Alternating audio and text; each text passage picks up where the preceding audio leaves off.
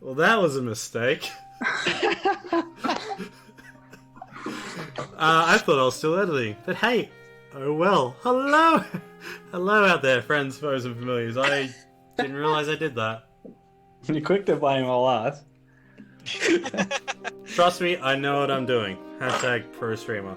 Not frazzled at all. Hello, hello, hello. Wait, are we actually live? We're actually live by mistake. Nothing beats Rob. That one time Rob was like, okay, no one talking. 3, 2, 1, what? It's the best thing. Then I'm like, that's fucking Dragon Brew, right? That tonight was Dragon Brew. Anyway, hello, I'm Dragons of Cat, and this is Dragon's Brew D&D. We're here to give you some, hopefully, train crash role play. Or roll crash, whatever it is. I'm bringing my A game, thank you very much. Fair, I'm bringing no game at all. I'm just... You never do. No, fuck up completely. Oof. Anyway, we're here tonight playing some Dragon's Brew D&D, and with us tonight is Joygasm, Meridian Knight, Probod, Boneweave, and BM Curfew. That's right, Joygasm, thank you so much for that sub. See that? That's a new way of doing it. Learn it, love it, appreciate it. Bruv. Love you, bruv. Yes. Everyone's just here to roast Carl tonight. Thank you. Especially, Meridian. So, let's go around one by one on the table, starting with Meridian Knight. Debated. What happened last session? Actually, no. We'll start with Ikram. What happened last session, Ikram? Oh man, you know this is the first time you've ever asked me first. Yeah, what happened, Rob? Yeah, what happened, That's Rob? stressful.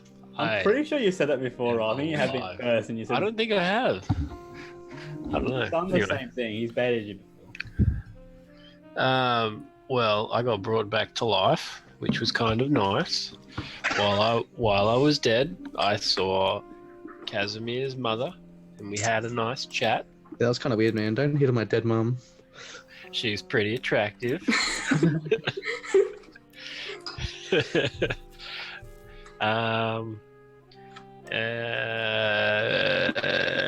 So I can remember. That's fair enough. That's only one thing I needed. That's all we needed. Going around, Just going So much pressure being felt. going up to Bonewave. Last session. You have more options to say though. Easy going. So I can't remember if it was before or after that, but Riverguard got like attacked by a bunch of red wizards. Mm-hmm. It was after. So after Ikram woke up from his long nap, we got attacked by a bunch of like kobolds and ogres, I think. It was And- over, And then we had a big superhero entrance. And who was that superhero? Meridian Knight.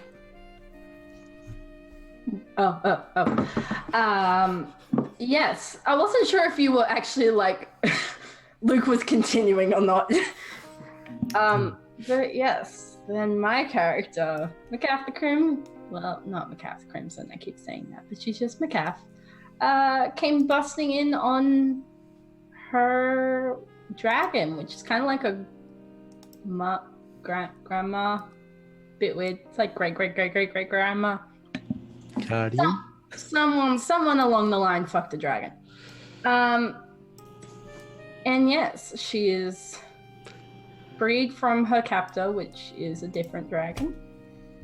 And she's kind of just here, figuring out what's gonna happen next. So, yeah. I have a dragon. Kinda. Maybe. I don't know. You own your grandma? Well,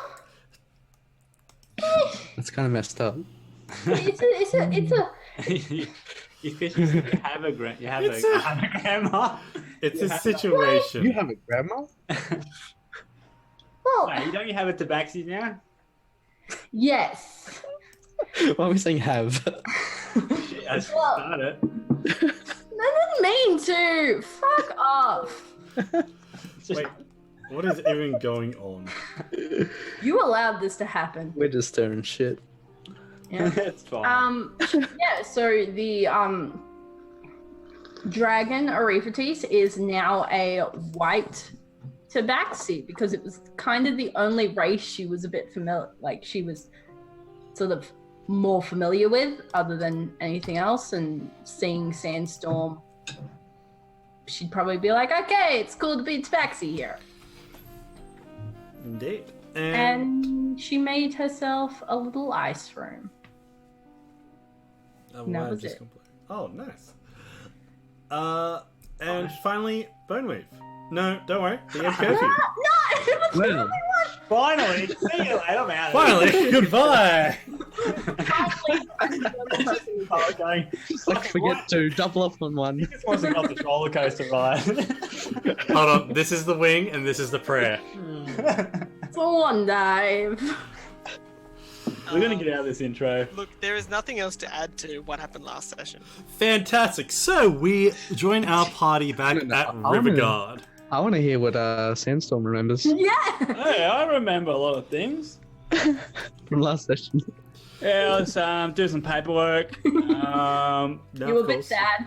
Buddy Mhm. Gregory, he came up, he requested new shoes. I said, Gregory, mate, plenty of sole there, mate. I can see a bit underneath, the arch bit, a little bit there.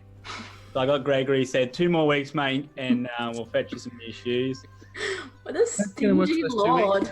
I had to sign that one He's off. gonna have blisters for those 2 weeks, Gregory's right? been there for 2 days, okay? He's already got blisters. Are we talking about Gregory or are we talking about George? Because George is a bit of a vet around the keep because he's, been here for a George- while since the very, very start. George But- gets 2 shoes Greg- a month. Yeah, And exactly. And he gives his shoes off to Gregory. I told him, Yes. once George gets some new shoes, just ask ask George to get your shoes, mate. But your I don't know lord why I'm can. doing these calls. Fucking Alton should be fucking. Is Alton still alive? Alton's still alive. He's been doing your paperwork while you've been away for the last week. Alton should be working those things out, and then whoever after He that, has I been. shouldn't be doing those decisions. But Literally does everything. Literally the lord of the keep. yeah, Does nothing. Anyway, Except have parties with hookers. exactly. Anyway, we join our party back at Riverguard Keep within their great hall.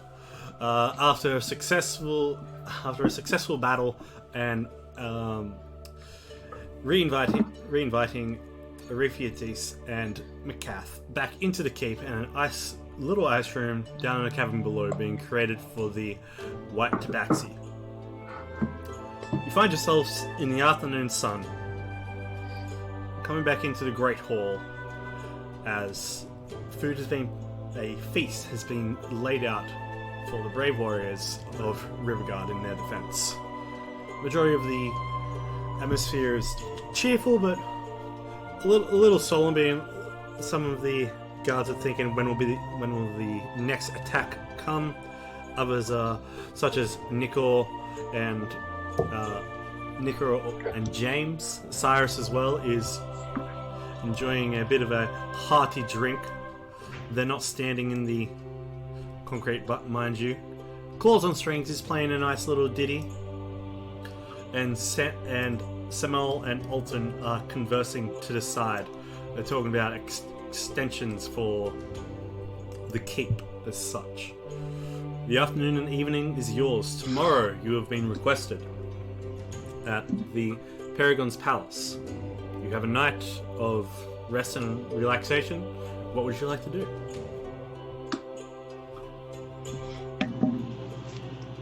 Rest and relax. No, there is something I would like to do. Gotta wait till you're married, Brad. I just Gosh. not in Belvin's religion. his own religion is amazing. Belvin's gonna ask Macath if she could do a favor for him. Go Macath, is Is it alright if would you be able to do a favor for us? As long as you haven't got anything planned for the rest of the afternoon. You're a bit vague there. Well, I need your help and your time to help me in the smithy. I'm looking at possibly enhancing a piece of equipment I have, and I think I need your magic prowess to help. Sure.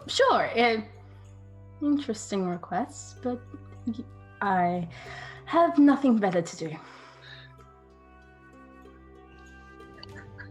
I'm glad. After food, we'll make our way over. Cool. And Macaf is eating. Macaf is eating like hasn't seen food in a while because she really hasn't. Just hand. You muted. Or I can't hear. I was muted, so I'm getting strong Goku vibes from it. You're just into the rice bowl. You're just having legs of ham. Just yeah, it's more things that are cooked. Because Macaf's been sort of surviving off sort of raw fish, and she hasn't been able to use magic to cook stuff, so okay. it's kind of hard to create a fire in a palace full of ice. Agreed. So yeah, she's sort of fully indulging in everything, and probably has Arifatis. And at some point, she would have pulled out of her pockets 2 lizards, one red and one blue, which she would have transformed back into her cobalt kids. As the festivities go around, there is some swirl of magic as these two lizards, red and blue, then erupt back into their small creature size, probably only about 3.5 foot, not very tall at all. As these two kobolds, Niffle and Heim, reappear from where they stand. As they're both on the ground, they're kind of very clustered next to each other, just and they just look around and are just like startled for a bit. Even the guards are startled. Sorry. She's like to the guards. Sorry. And she'll turn to Velvet. I hope you don't mind that I brought them. I couldn't just leave them behind. It doesn't bother me much. As long as they stay out of trouble, then... Are the others with us? Is the rest of the party here? I figured you did this at the table, so... Yeah, I just wasn't sure if they were still eating here or if they'd gone off to do other things. Are they all here, I assume? Providing as they follow our laws, then it's no issue. Of course. I've sort of spoke to them about where I was from and sort of trained them and taught them how I live rather than kobolds live. So they're very well behaved. They'll probably stay around Arifatis and sort of that type of thing. This is the most amount of races they've kind of been exposed to. So you see their tails like tucked down under their in between their legs, and they're just like.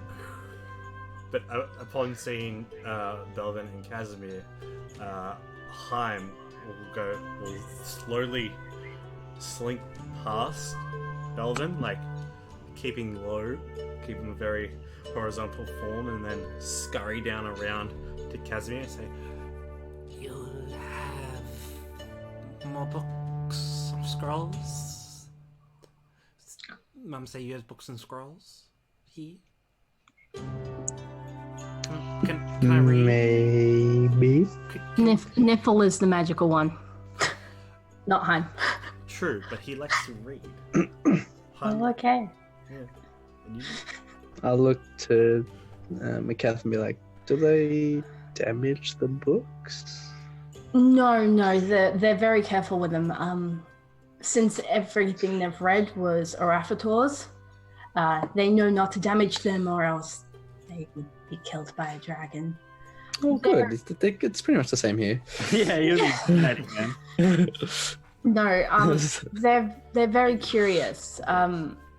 Niffle would Casimir and Ikram have seen them? Because I think briefly Yeah, it was, when we're escaping. it was Well, during not- the. because they were hidden during the escape. They weren't actually in that big room. So I'm not sure if actually Luke, Yeah. Casimir and Ikram had Yeah, I can't. Really I don't think so. remember, to be honest. Yeah, no. They're No, I don't think so this is the I think first we time heard this is them. this is the first Yeah, time you heard them. Hmm. You heard Macaf speaking to them, Yeah. but you wouldn't have. This is the first Same. time meeting these two kobolds. But probably Belvin and Sandstorm would have mentioned it. I imagine. We know of them at least. Yeah, you know Definitely of them. know of them. But yeah, should I say, Niffle is wanting to study magic, and Heim is more of the blades. So they'll probably ask you a lot of questions. They're very, very curious. But Come right this way, Niffle. You can stay over there, Hyde. Like, you want to learn magic? Right this way. I'm just slumps next to Semel as he's up against the wall talking to Alton, and Semel just like walks. Belvin, you can teach that guy. she'll gesture over to Heim to come sit next to her, and she'll whisper in his ear, "You know, I might be heading back to my home, and I've got a lot of books there. They're probably way better, cooler than his books." Oh, they both like books. They both like books. Oh, okay. Well, that's fine. They can both. Yeah, if you've got anything, they do like to read. So I'll let them have a few. Well, I'm pretty sure Casimir has a lot of books. Casimir Yeah, has a fucking. lot. I'm pretty sure I took a whole library from Yeah, my that's what I house. mean. You took absorbed the all whole the library. There's just a room upstairs that's just full of books. It's like This is my one bedroom. small pathway. It's like, just there's a bed and then it's just a tower of books Yeah, around stacks it. of books everywhere. And gonna need an actual library sometime. Alton looks over and says, "Yeah, we're working on a couple of things coming through. But Oh, hey, very since you good. got a new magic friend, why don't the two of you just go and start working together?" A bit strapped for You time too, right now. Well, when we get time. Ikram's conveniently missing. We've got the golden labourers on hand. You see, Ikram's just a snail at this point, munching on the leaf. the snail. The snail turns its head and morphs out, and Ikram's just there, just like, Is it Ikram, just a you're snail with little antlers? Megan connected to my Wi-Fi and was making me lag. oh. Oh, So I said you've been a snail munching on a leaf this whole time, not paying attention. Me? Yes. like actually a snail? He like Yes. turned into a snail? Yeah, He you just a snail crumb. Yeah, he was Snakerum. Instead What of if someone's just having like, my snail? Yep. And he turned into Ikram. No, he's got the antlers. That's the thing. Yeah, but that'd be awkward if he's like on top of the table. Am I not on top of the table? No, as a snail, and then someone's like smushes you, and then you turn full size. just on the table. Yeah. Turn into a whale and then get my tail and just. Someone Oh just my gets Guy a, whale. someone gets a paper roll to squat in. Squat kills the snail, and then Ikram just morphs up, sitting I down. don't Look. think I've ever seen someone like smush a snail. Yeah, I don't think that's. Yeah. I don't think that's what you do. Look, you I think pour you pick salt them up on and them. throw them Which away. is perfect because we're eating The food. thing is, everyone would have seen him turn into one. Because, like, he would have walked in there as Ikram, got on the table, goes Yeah. as a snail, and, you know. Look, it's a very So I have a common. question. Snail? So if I eat as a snail, like, is my stomach like, so say if I eat like what a snail Does it would transfer? Is it eat, yeah, like or do I proportional? just go back up and I'm Nah. just like, oh my god, I'm so hungry still. I think so. Whereas if I ate like, Because it's say, only like berries, it's only and a then I certain change amount of into energy, Ikram, right? am I- Yeah, my like, stomach gonna it's explode. not proportional. So Aww. Because you- it's only a leaf's worth of energy. exactly. I just mean when I've Oh, been you like, mean, really? oh man, this leaf was tasty, and then just change back into Ikram and be full. You're muted, Rubber. Rubber, you muted. Oh, So I was saying it's like Dota when you do trade switching. It's like Yeah. It's like, oh. you change to the lower dominate where your mana's lowest, then you use a potion to go up, and then you switch back to higher mana, and it's proportional. So it's like if it's like Yeah. those mechanics, who knows? I don't know the mechanics of that, but no one's really gone that deep before, have they? We need to go deeper. I want the Pretty much side. ask Kyle and whatever Kyle's I'm doing Carl's head in. Explain to me the Anyway. anatomy of a druid. Pipe Sorry, so leaf- what was happening with the snail and stuff? You're a snail, not paying attention. Oh, you do, yeah. you do see, I can roleplay that. yeah, you do see two kobolds have just polymorphed from lizards into kobolds. One blue, one red. One's asking for books. The other one's asking for books, but magical books. Assuming I wouldn't care too much. They seem like kids. I mean, I'd look over and just see how Casimir reacts, and if he's not too fussed, then I'll just. But he's the one taking them to books. So. Yeah. Yeah, so I was like, They well, mentioned whatever. books. I'm like, well, And this is a pretty juicy leaf. That's fair. That is fair. Bloody fresh. As you begin to take Heim Niffle, as you begin to take Niffle up, he looks back and looks at McCaff and says, "Do you think he'll be able to solve the crystal scrolls? We didn't make too much headway on that in our life."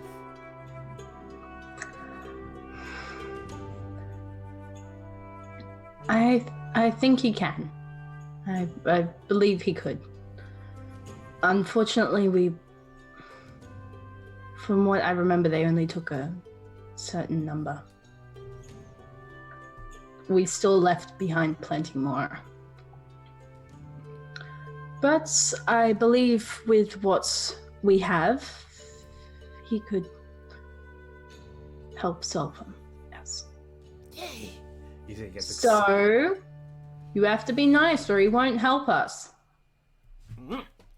throws his clawed hand up in the air and like gives a weird hand gesture. What he's seen a couple of the guards just do prior before, with one leaving and one entering. So be on your best behavior. Yes, ma'am. Goes scurrying on upstairs, assuming that's the way to go.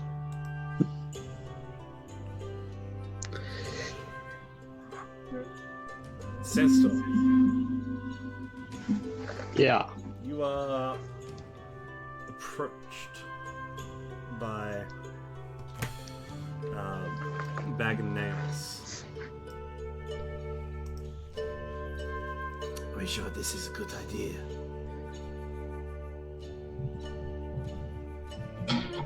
How do you feel? What are you talking about there, mate? You saw the dragon in the battlefield, yes? Mate, how could I fucking see? It's huge. So long as you're for it, my king, I shall follow. You with me, mate? Yes. I'm thinking about putting a group together. Specialised group.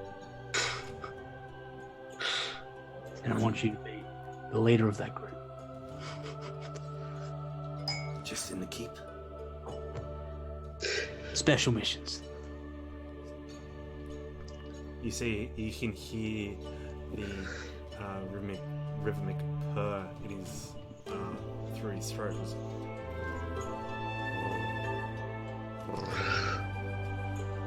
I like the sound of that.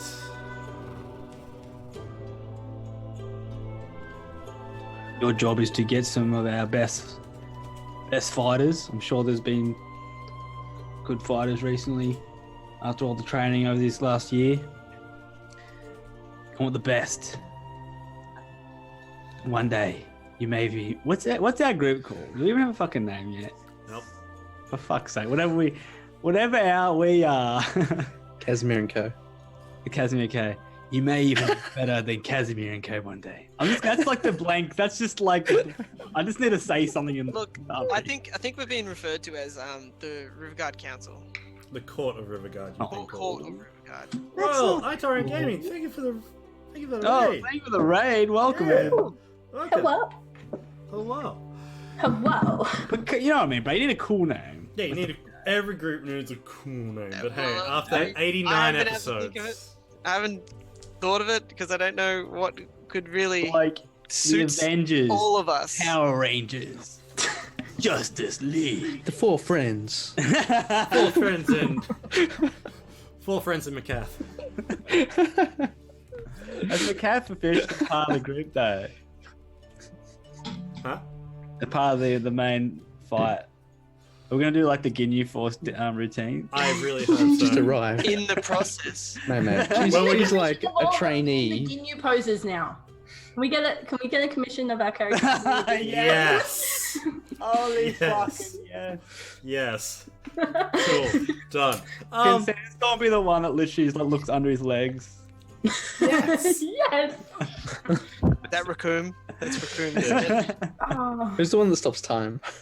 Oh, the fucking little. That's Little green dude. That's the blue dude, isn't it? Who's- Oh no, I that's just want to be He Jace. holds his breath and time stops. Dodo or something like that. I Dodo. want to be Someone. Jace because he's the Australian one. Yeah, Yeah, I know. Casimir Yes. And also red. So Casimir is Ginyu, but like throwing the arms up along with the wings, just to make himself look bigger. damn it! Now I'm thinking of like crossover art, and I want one. So are we gonna have to wear those Velvet and trashy, Resmu's trashy armor uniforms draconic as well? Velvet. Yes. Dildo. Yeah. Oh We're gonna god, be- that's right. I need the shoulder pads. Oh, we're doing good. Itarian Gaming. It's been a wonderful bouncy ride to this moment, but you know what? It's fine. So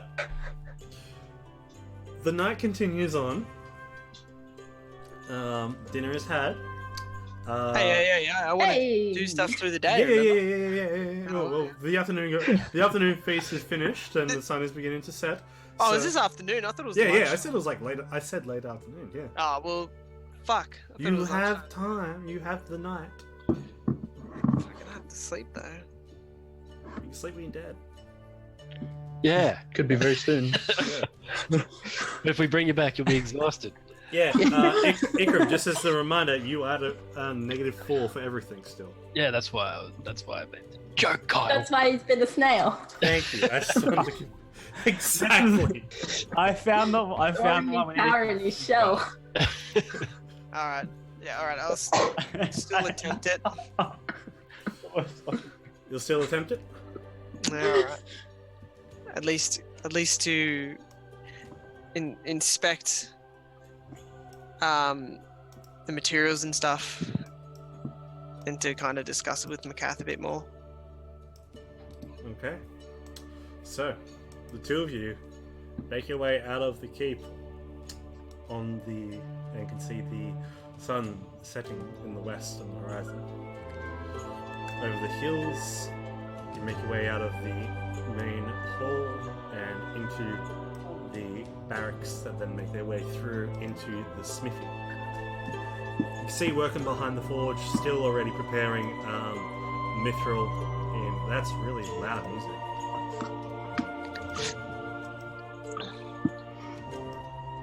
There we go. Let us know how the audio's going out there, fam. You make your way out and you see Colvin Bronzan working the forge late afternoon, quenching a mithril into a vat of obsidian melted oil. You also then see Casimir's dad tinkering away at small little knickknacks and things around. There is such as creating a till. You've seen these in the city. There's only a few of them you've seen. Whose dad did you say? Casimir's. Casimir's. Your rival. Oh yeah, right. Why is your dad so The emo and so phone? hot? Ask her. I mean, he's Why been through does- some pretty shit Why does situations. So. Casimir get all the dilfs? Why does he all have? Because Hot dilfs. Because dilfs. Every campaign needs a couple of them. Every campaign is a couple of dilfs. Anyway. Roll off the tongue as nice as milk. No comment to any of us. It was like, Anyway. Call it filth. Father. Filth. That's nah. Yeah. Casimir's dad is a dilf. And He's a filth. I'm the filth for sure.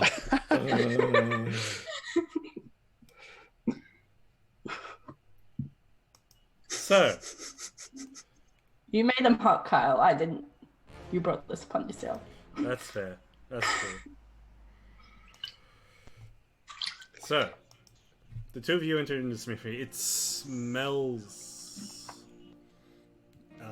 It's that intense smell between a sweaty workshop. Soot has covered the walls. There is a large column of smoke that's raising out the window from the extended forge. Just have to apologize for the state of the inside of the smithy. Belvin, if I'm being brutally honest, after not seeing you for a while, this was not what I imagined we'd be doing. Romantic getaway to the forge. We're here to forge. Melvin would be it's like ghost of the This idea of a date. They hold the hammer. When Say I it asked, out here. I was sure it was like afternoon, not evening. So I thought it With was Casimir's the dad day. there. So Casimir's dad's just like working on something. You just got like some very, very delicate instrument just tinkering away, and he just looks over, just like gives you a nod, Delvin. The hard strikes from Colvin's hammer striking on down the adamantine tools that you and him picked up from Citadel Adbar. Yep. And he looks up, takes off the goggles, and says, how is it, boy? good to see you still working hard, Colvin. It's been non-stop since you put these orders in. How are they faring so far? Well, let's see. You've asked me for a way to treat mithril in a way that shouldn't be treated. Melt obsidian down to the base qualities and create an oil vat. And from that dragon, you harvested the heart and the organ that creates. You do know what it is. The organ that creates their breath. It's a fundamental. I've heard about it. Fair enough. I'm sure Casimir has talked about it before. Well, we've created. Sometimes hard to listen to him when he talks too much. So Well, I've had to use adamantine to extend the forge out, really, and then base stone around the lining, since throwing the scales in with the heart turned the forge into that of molten lava, molten rock. The stone just burnt away, so adamantine steel has been set in to reinforce the forge, so it has as much properties as your normal one. It's just got to hold back on the flame well. you've done amazing work so far, Colvin. Well, how long do you think we are away until we can start? Well, truly, we just need the main component. And he points towards your wrist. If that's ready to go now, we can start tonight.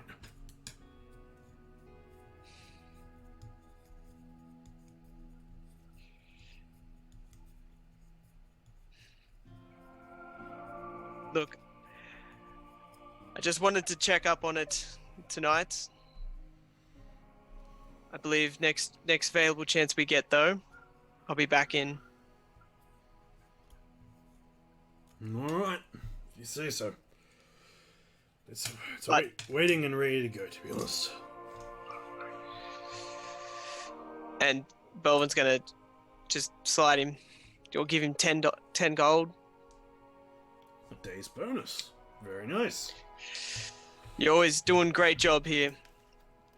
And I've given him Durgen's journal, haven't I? To Yeah. read while. Yeah, I thought so. It's like in the Smith itself. It's in the smith itself. You see it's up on a wall on through several layers of glass and steel cases of glass that you know has been reinforced. Basically, miniature walls of force created by Casimir that can only be unlocked with certain keys and methods. It's locked up tight. Yeah. Just once this is done, I have some more plans, more materials I might need to get. Not a problem. So, We do have unfortunately, I'm going to be getting you to work just as hard or even harder in a while. Boy, we're gonna have to hire some apprentices, or at least get some level workers in for us. Be more than happy to, and I'll slide him 100 gold.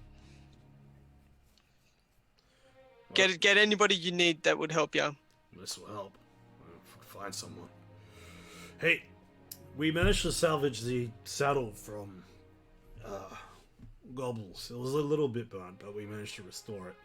Any points over the side? It's just over there. I made a few alterations for it. If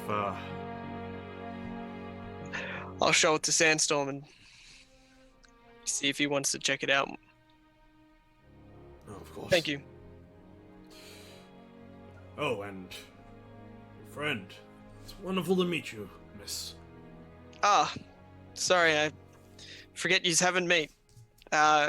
Colvin McCath. This is Colvin.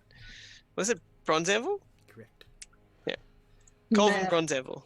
McCaff will go up to him and sort of reach out her hand. Reaches very soot-covered gauntlet. It's warm to the touch, so your naturally cold hands just go. Oof, you can feel it. There's a bit of steam. Yeah, there's a little bit of from it.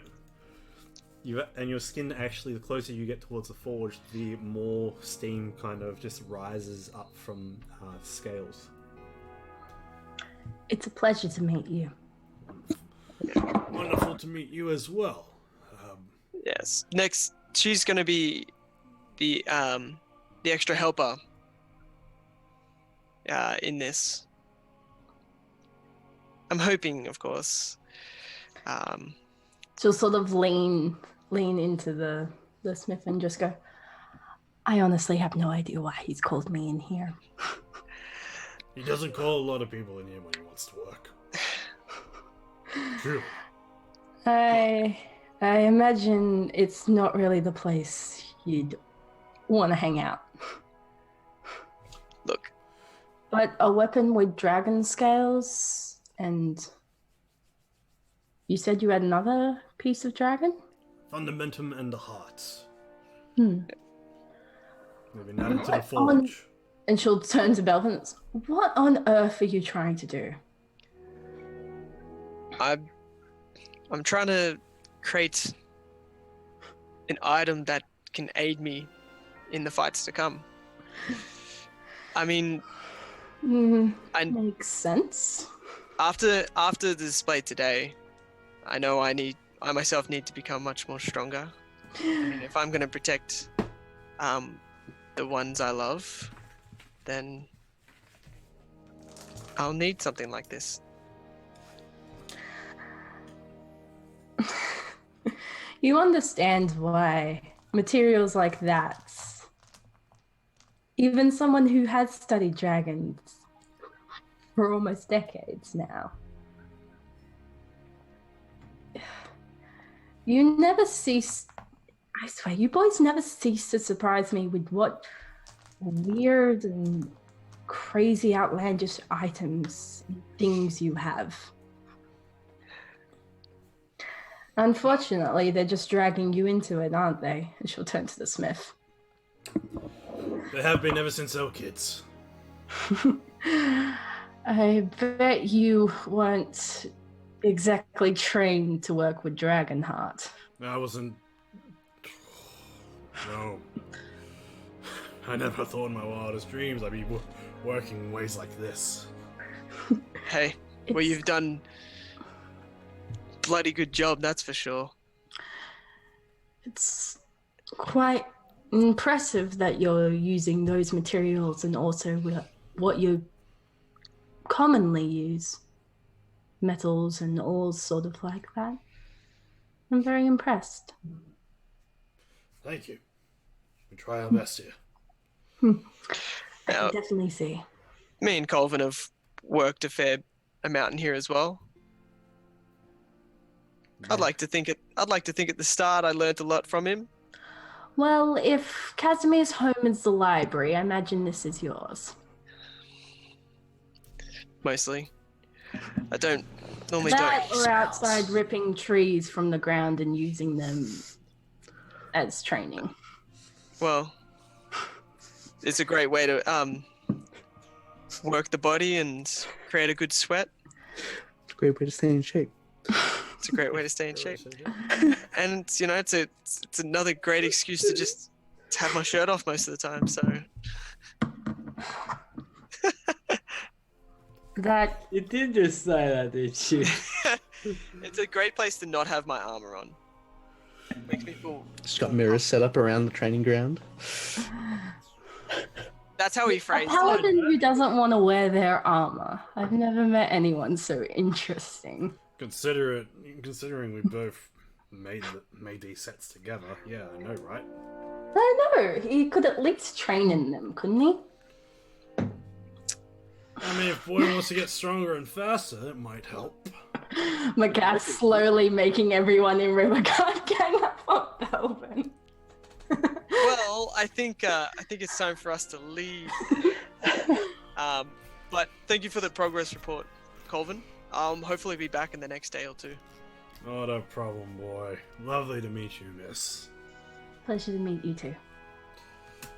Well, scam out of my workshop, you lovebirds. Wait, no. Don't worry.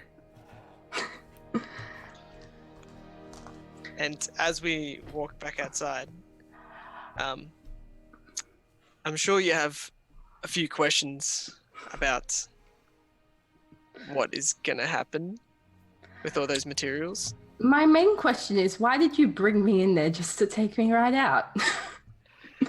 He seems Look, nice, charming. It's nice to have that after not being able to talk to many people. Look, a part of me was just excited to show you, you He's showing Place. off his toys. know, something else that I do apart from just swinging around my sword. So, it was going to be to help craft this magical item that I have planned, but I don't think it'll be a small task, and I know we have to leave pretty early tomorrow. So I thought against it, just time-wise. That's fair. Well, last time I was here, I believe the only thing you had here was a bar. Pretty much. It was the first thing you guys built. I'm positive it was. I'm pretty sure that's what Sandstorm and that got commissioned first, yes. Dragon's brewing. So, would you like a tour of the little settlement we have here? I would really like a drink. Alright, well It's first... kind of one of the things I've been missing. Well, luckily, straight out of the gate, first stop is the bar. Which it wouldn't surprise me if the other boys have made their way there as well. Well, Sandstorm's there. well, Sandstorm and Ikram, you two have been left in the Great Hall yourselves. What are you two up to?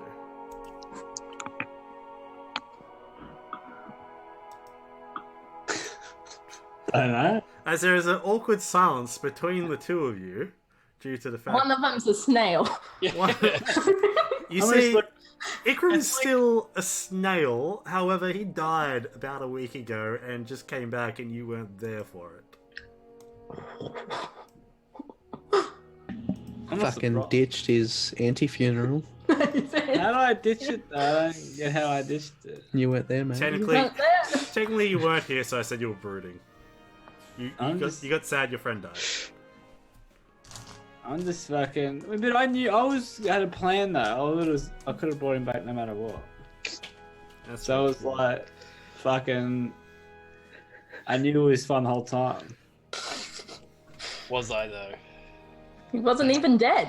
Pretty I sure he looked was at the him king. like, mate, fucking, if they couldn't get you, mate. I would have had you.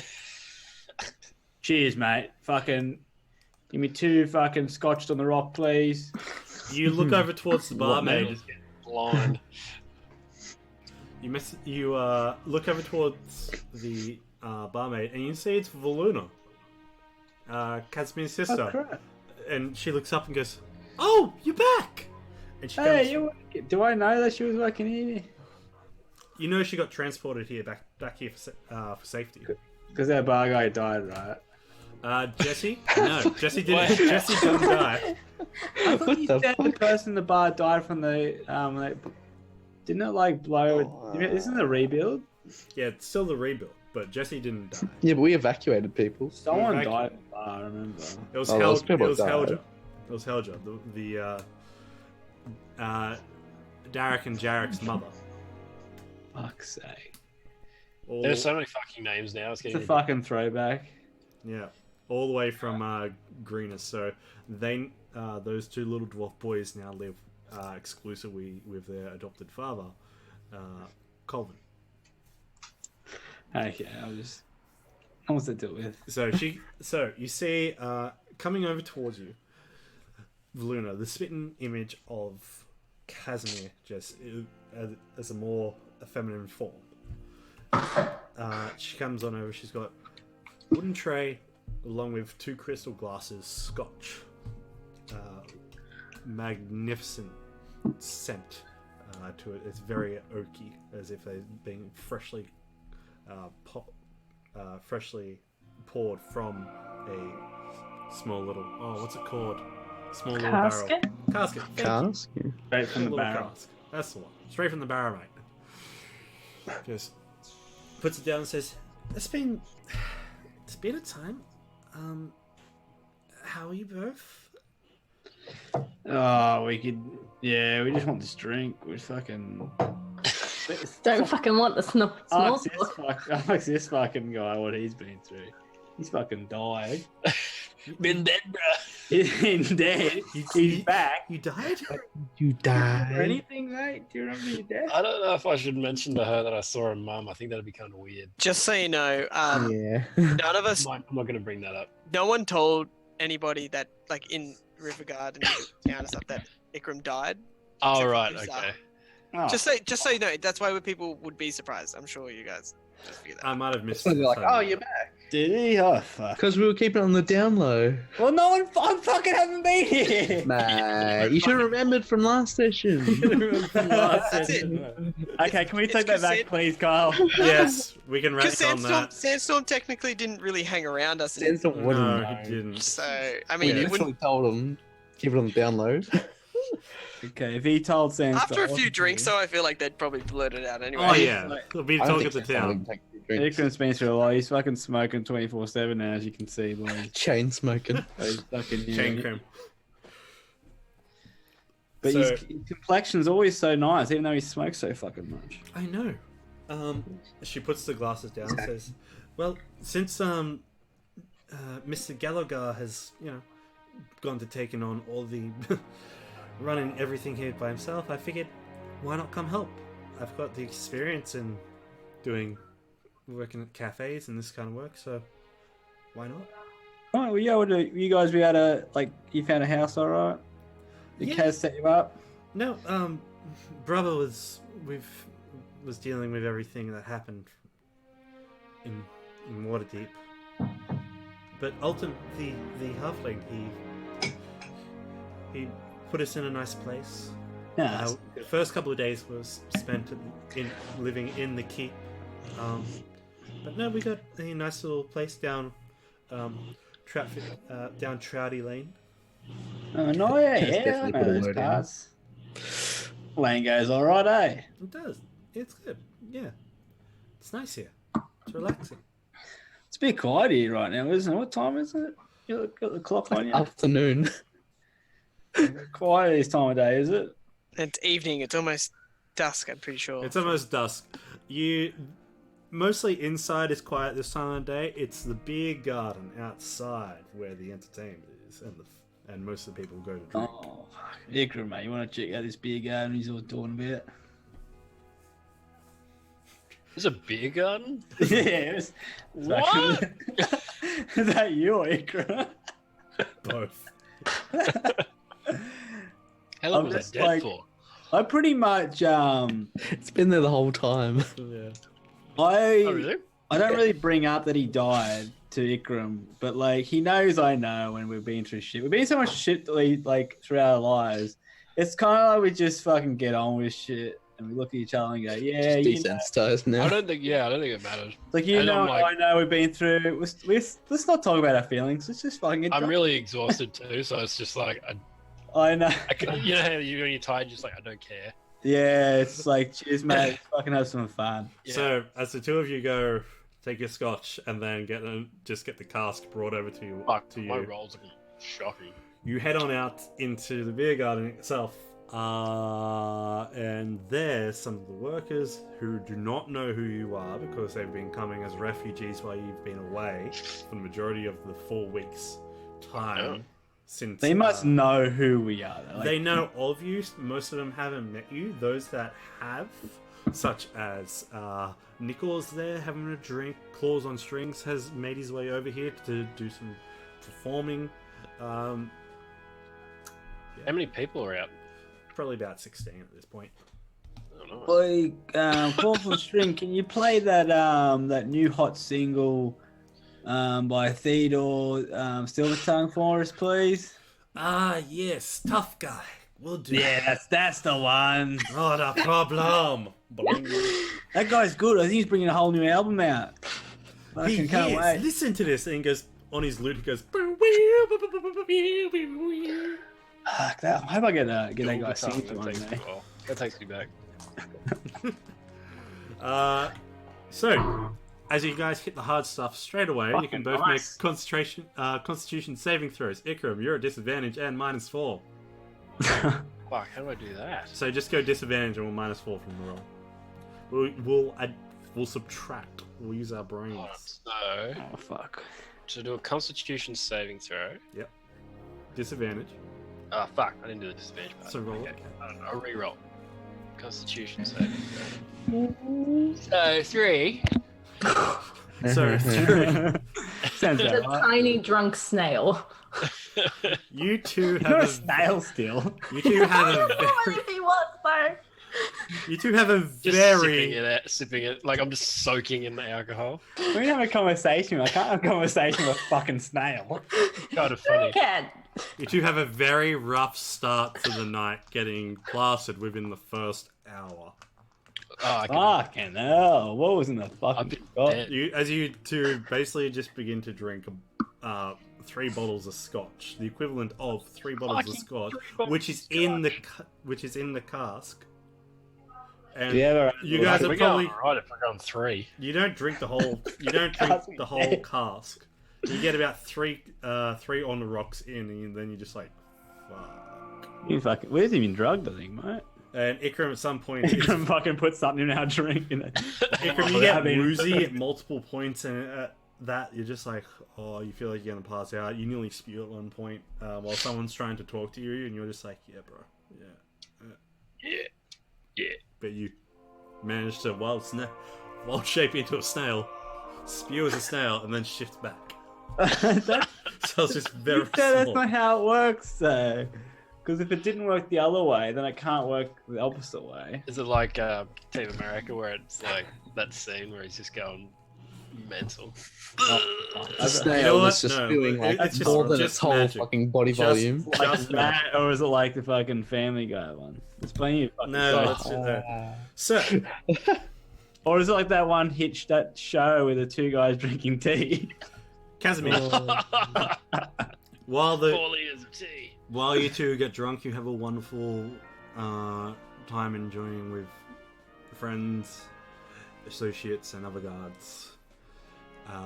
Stories that you can share stories with the people Socialise. as well. You can socialize, or you could just go full recluse and drink in the corner. So they You know, don't. I'm just reading. So no one knows apart from Osa and us that I died. Yes, correct. Because we kept on the down low. Yeah. We just said like you'd be coming back later. No lie about that. It wasn't a lie. I said Ikram will be back soon. That's what I said. You didn't lie about that. Yeah. We'll be back soon. Just didn't tell him the whole truth. Exactly. Casimir, up in the library, there is the new edition that arrived previously after you returned back from the north. Those 3 icicle scrolls of opaque crystal are still gathered in your more treasured archives. Still untouched, sealed away in a corner only you know. Wait, where did these come from? These are the 3 large icicle quote scrolls that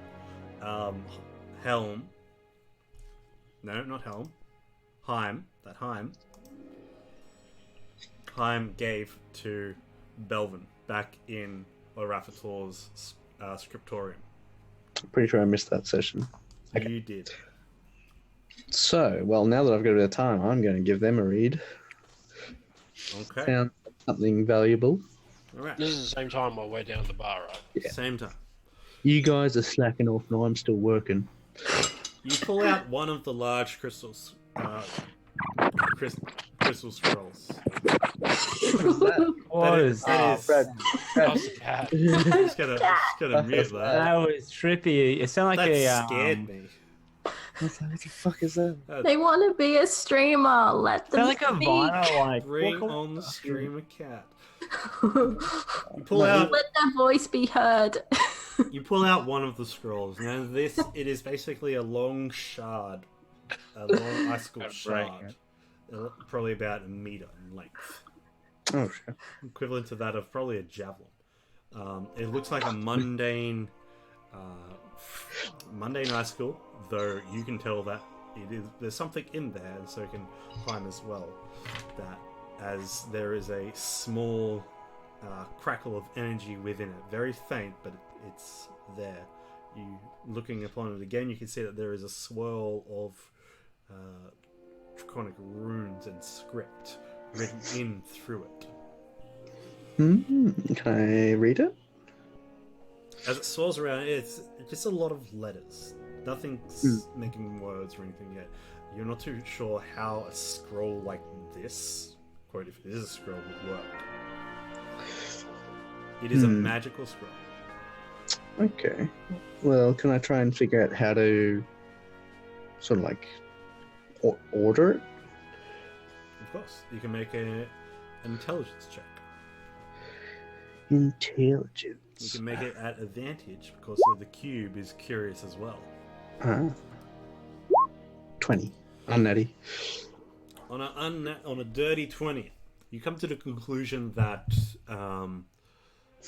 it is due to your lineage, you're able to hold it without too much problem, though the frost emitted from this icicle scroll is intense. You feel as if you come to the conclusion that this could probably only be opened in minus 100 degree temperature.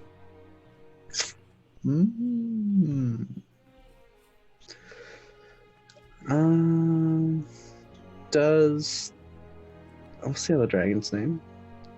That came with me. Adventurous? Yeah. Does she know that we have these? No. I'll ask the kobolds. Then. Oh, these, I don't know. Mm, You took them from Orathator. mm.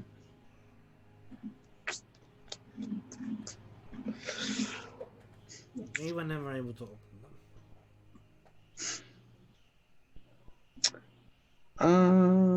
them. Well, Maceth might be able to help me out with it. Because you guys, like, they said they didn't know how to open them, right? Mm. Maceth, he has an idea how to now.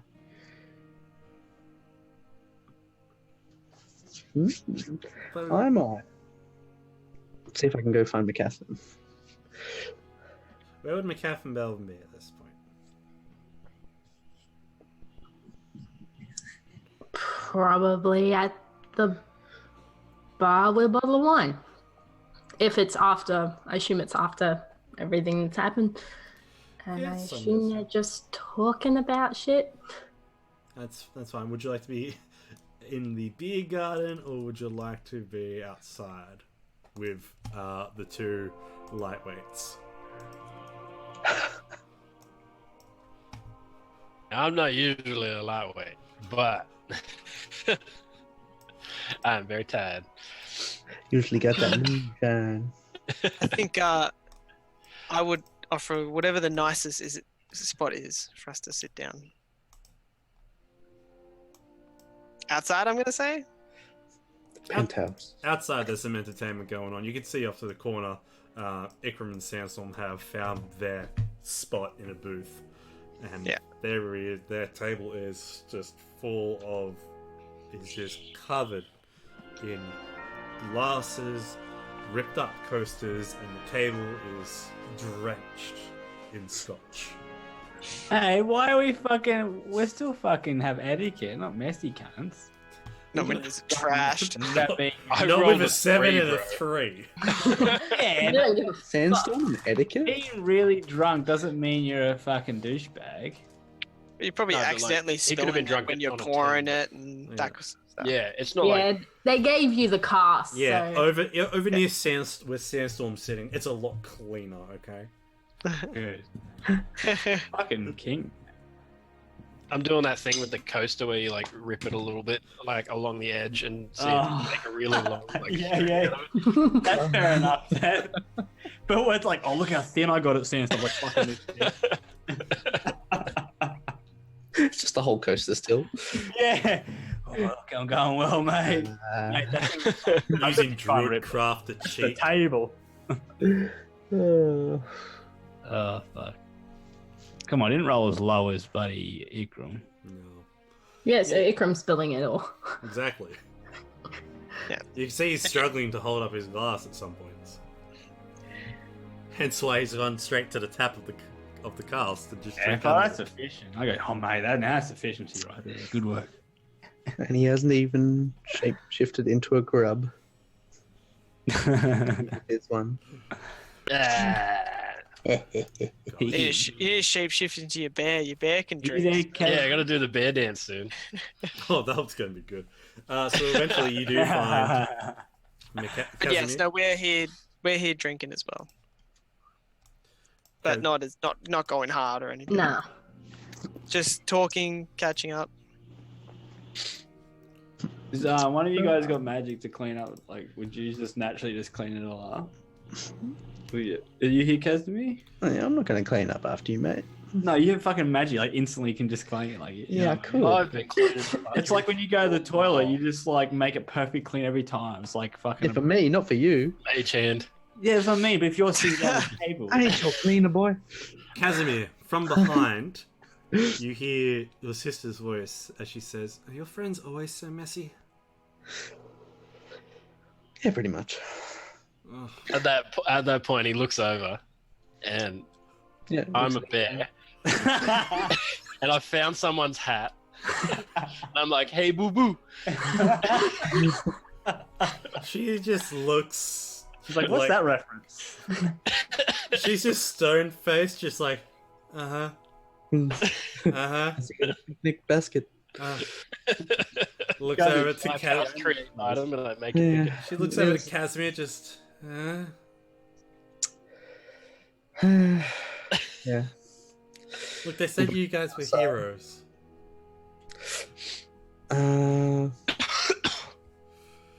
Just ignore this part. I like this part. This Wow. this makes him feel more real. Oh, least they're someone feeling likes right. Can McCaff hear that conversation? Can McCaff hear Valuna and Casimir's conversation? What's your passive perception? Oh, I don't know. That's right over your character sheet. Low. Down the bottom of the page. Underneath charisma. Mm, Right near, what's it called? uh, No, what was the other Yeah, one? below your skills.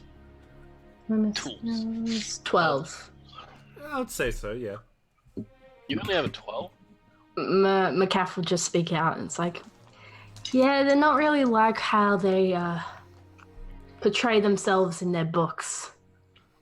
No, Wait. it's, They tend to leave out these parts. Wait, we've been writing books? Yeah, where's the books? The autobiographies of I don't Sandstorm. even know how to write. If anyone was going to write a book about us, it would be Sandstorm, and he would talk himself up. So Exactly. He wouldn't always know. doing What do you mean, Sandstorm? You don't even know him at all. No, Sandstorm wouldn't have a book. He'd have someone ghostwrite it for him. but it had to be specifically written in the way he talks. Yeah, And hence the it's cover's like ghostwritten. imposing, like, I think you guys see Sandstorm a bit more out there than he actually is. Like, oh, yeah. it's just in combat he's ridiculous. That's it. The rest of the time he's just fucking sit back and Belvin does all the talking, does everything. true. Hey, You know what I happy mean? moments. Like, really? Moments. Yeah. At that Casimir, Overall, though, you guys are thinking of it totally different. at that Casimir, you look, you do look over, and you can see Belvin and McCaff just a couple of tables over. Actually, it would make sense if Sandstorm was writing the book because he doesn't do anything else around here. Mate, if you fucking got full power over fucking Mesro and Riverguard, what else would you fucking do? You get people to do it for you, wouldn't you? Yeah, true. All he does is get painted every Mate, day. I fucking Just been. poses. Don't you think Sandstorm's been through a fucked up life the whole time? You think finally he can just relax? But no, he still has to go But out nah, his friends are giving him shit. and fucking fight shit. Pretty much. Welcome to life. Yeah, enjoy your stay. Yeah, Okay, let's go these guys with tired. Belvin and McCaff. Just be like, yeah. So your kobolds had some interesting icicles. Yes, They crystals. said that you didn't know how to open them. Well, did McCaff not know how to open them? McCaff had an idea, but she was never able to unlock it herself. It was one of her many. Out of all the scrolls, those were the most difficult to unlock. Probably because you she- couldn't use magic. And because it was more of a scholarly sense, where yours is more drawn from your bloodline, there was like you're more of a field scholar, not a book scholar. Don't tell me what I am. Fair. Okay, make an intelligence check, but just to see. No, I had a reason. Okay, go on, continue. Yes, unfortunately, I wasn't able to open them. I put it down to the lack of magic, and also by the time I got to those scrolls, I was well over a year into my stay. I was quite fatigued by reading, so I didn't really waste much time on them. Did you find something with them? Waste time reading? Well, I believe I know how to open them. Okay. But I wanted to see if you could provide some assistance. Need to produce very cold temperatures and presumably maintain it. Well, I think I have the help I need and the magical prowess to do it. I'm very popular today. Very popular. Wasn't expecting to be this popular today. But yes, I can try my best to help you with that. Great. All right. Shall we? Can I take this wine? Sure. It might freeze. I just want to ask because it is red wine and we're going into a library and I'm not going to spill it, but You know the rules. You damage the books, you get eaten by a dragon. fair. That's just the best throwback to a Ratatouille ever.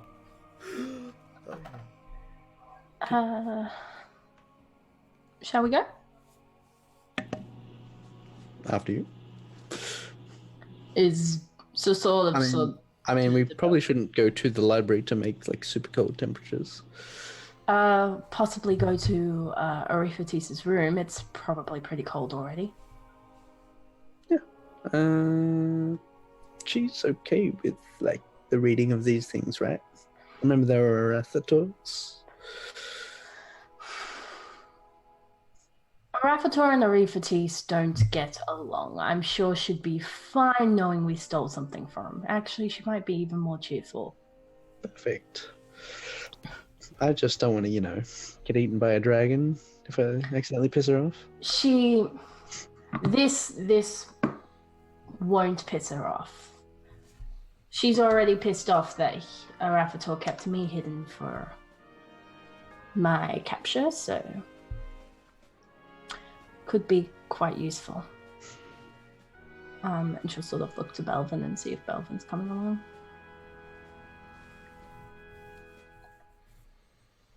Oh. Don't know if I could be of assistance at all, but I'll accompany you just to see how you go. Well, let's get going. Where is Arifti staying, by the way? And just as they're about to leave, Belvin's actually going to stand over there, go over to Sandstorm and Ikram, and he's going to cast Lesser Restoration on both. You two sober up instantly. And be like, damn it.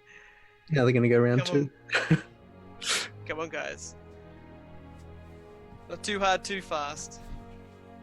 We got a big day tomorrow. We always have a fucking big day tomorrow. That's it. Stretch it out, don't make it a short night.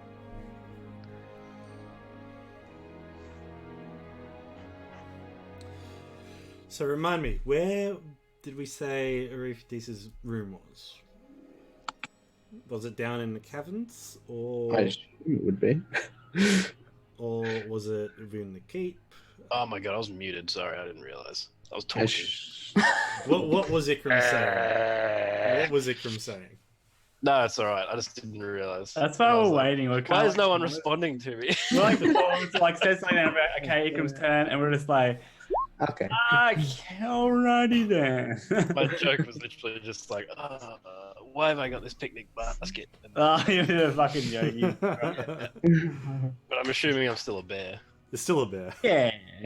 I'm gonna stay. It's a sober bear now. Unbearable. So the three of you make your way towards the underground caverns below. You can see that frost has already begun to permeate around the area in itself. After a short walk, you make your way down and you do find the first landing, is completely covered in ice. Curled up in the very back corner of this, quote, large cavern, taking up the majority of the space, is the white dragon, Ariphiatis. 5 crest spines go up from her head, and merge together to become one large horned crown. As I'll show you all again. Refugees.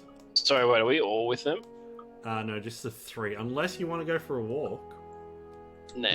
It's gonna be cold. Nah. Oh yeah. Nah. It is freezing. Belvin, you are starting to get quite cold going down here. You feel like you're back in the north. So you can make a Constitution saving throw.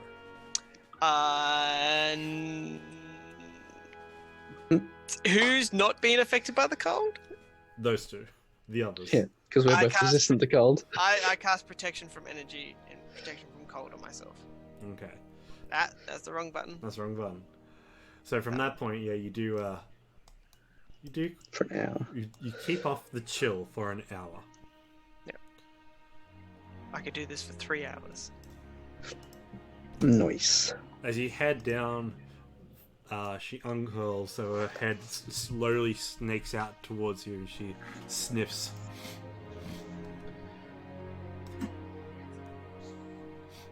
Sorry to wake you from your slumber.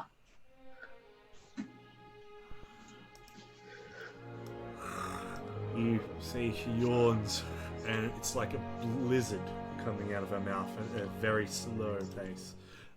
Though, however, she says back in the common tongue, because you're speaking in the common tongue. It's fine. Don't worry. It's been a long flight. You need your rest. We just need somewhere cold. Very cold. Yes. The boys brought back some crystal scrolls from Arafator. And Casimir has been able to open them. Well, should be able to open them. Crystal scrolls, okay. How? Well, I theorize that in extreme cold they should open or perhaps decipher themselves. Would be a good locking mechanism, but it wouldn't make sense keeping them up north. Interesting. If It Unless needs they to were be never meant to be there. extreme cold. Oh, right, yes. Arafator stole all this, didn't he? Ariphates. yes. So I guess the best... If they were from somewhere like Waterdeep, it would make sense that a magical seal that could only be used with an extreme weather condition would work. It's either here or the frost fell. That's true. Ring of ice. But yes, Casimir, that makes perfect sense. What could be on these scrolls? I wonder. I don't know, but Arafator wanted the knowledge, so anything he wants, we want.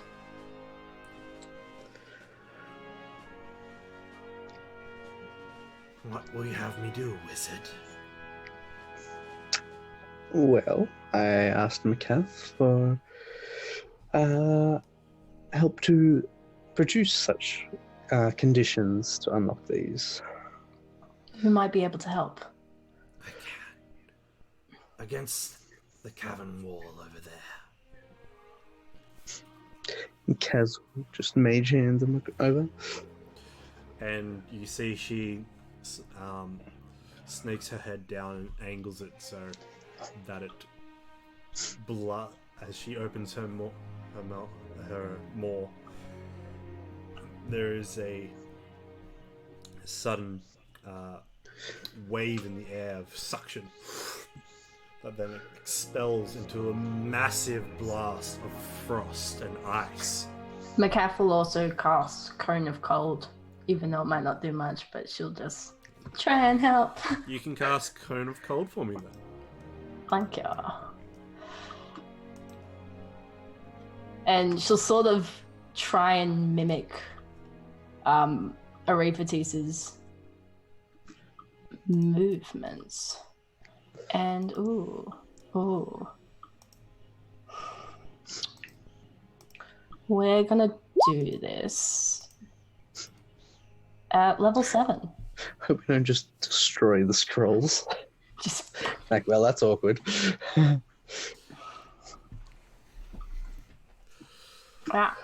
Between the ice, the kind of cold ice breath from McCaff, and the torrent of Arevatis, the mage hand is completely and utterly dispelled and destroyed, whereas the ice then begins to the cold breath then begins to form frost and icicles coming from this ice scroll that then connects up against the wall, and you then see after the breath both effects dissipate, it floats there about a centimeter off the ice as it floats and twirls, and you see that the scroll itself begins to expand, forms into an oval, then into a large disc, about the size of a surfboard. You see it's cracks and forms. You then see the full text. The line of energy has widened to then form full script, all written in Draconic. And what does it say? Yeah, McCaff will start reading it. Alright, as you two start reading, see this first scroll. Well, both of you can make Arcana checks.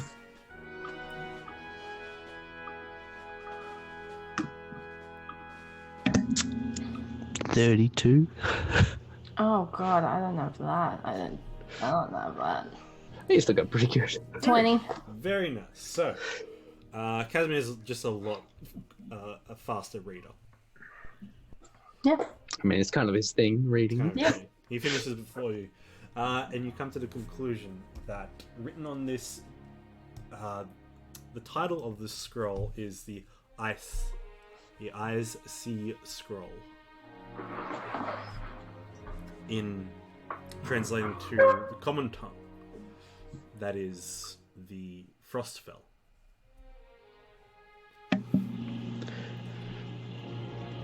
This scroll contains lore of the Divine Gate, the barrier between the material plane, the upper planes and the lower planes, and the void beyond.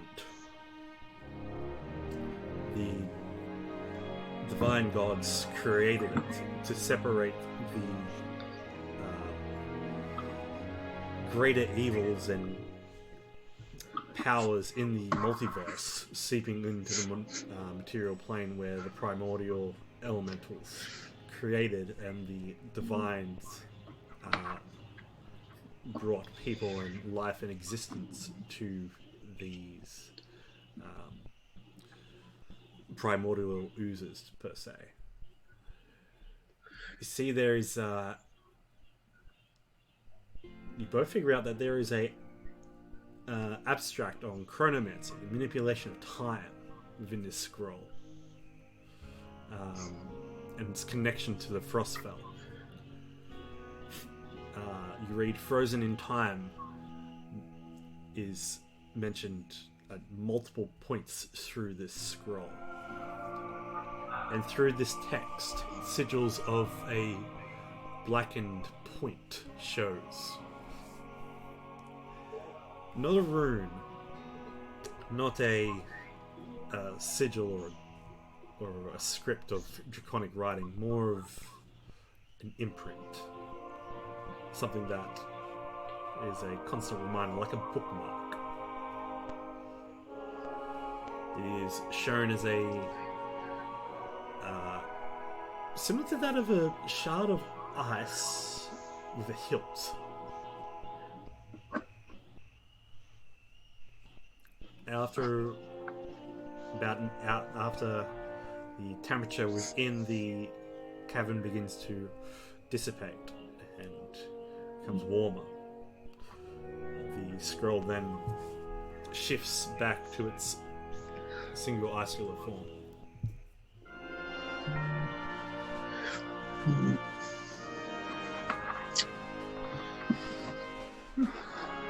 So from that I got there was lore on like the planes and the Frostfell, and something about the Frostfell relating to time, Mm-hmm. and then a sword. That's like an ice shard with a hilt. So I assume it's like a sword. That's. I'm speaking meta. Is that the dagger? You feel like there is there's a recognition between that. You feel like you've put a bit of a link between that and the bookmark that's on the scroll. It's got a very similar shape to the hilt. Yeah, because McCaff would know Yeah, about that dagger. it was one of the main prizes to Arafator's horde. Yeah. I mean, So you're saying there's a link between that dagger and the Frostfell? well, it's one of Arafator's most prized possessions, which would make sense if it was something more than just a regular blade. I don't know, it could be a key or something to unlock something with. He never really spoke about it, or never spoke about it having any magical prowess, so doesn't. There's no point to a dragon wielding a dagger if it doesn't know how to use the magic properly. Arafator was never very good with magic. Well, reading, that's why he made me do all this. You out of the two of you were the most was the more magical prowess one, weren't you, Arifatis? Would that be fair to say? Not like your friend here. No, but out of the both of you. Of course, I am descendant of the ancients. Yes. Well, being much older, do you understand any of this connection between the Frostfell and time?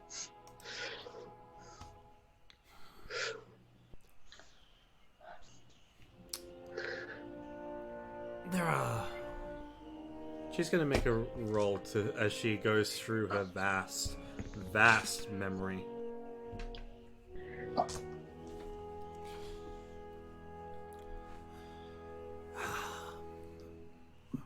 Frozen in time. Now that's a story. One learns. You see, there was once born a champion. The Red fought him. Earned her respect. He was a brave Tabaxi. Eons ago. Have you heard the tales of the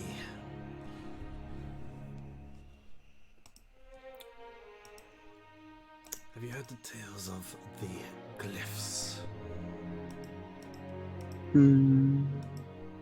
Perhaps. The glyphs?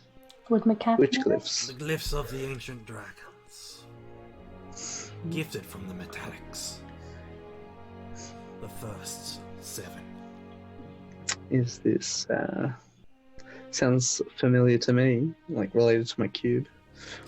At the mention of the glyphs in the first 7, you go, okay, you piece together in the beginning, there was the first 7 dragons with, first 7 gold dragons, which Ikram, or Raisteraf, was one of. Yeah. Okay. Hmm. And what does this have to do with this tabaxi? He was the one who wielded this frozen in time. This weapon. So this dagger has the ability to stop time? I have never woken it from afar myself.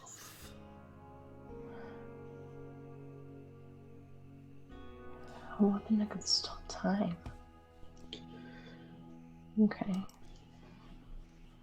But he was the only one who could wield it. No one else has been able to?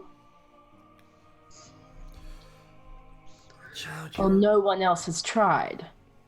not since I believe Arafator took it. If this is frozen in time, then I believe Arafator never knew what it was before. Probably just thought it was a pretty weapon. Remember how I told you, child, about the tribe of Tabaxi that he conquered? Yes.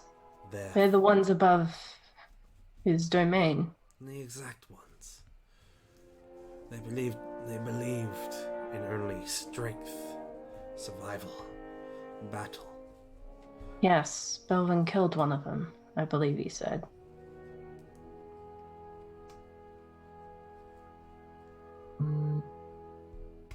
You're muted.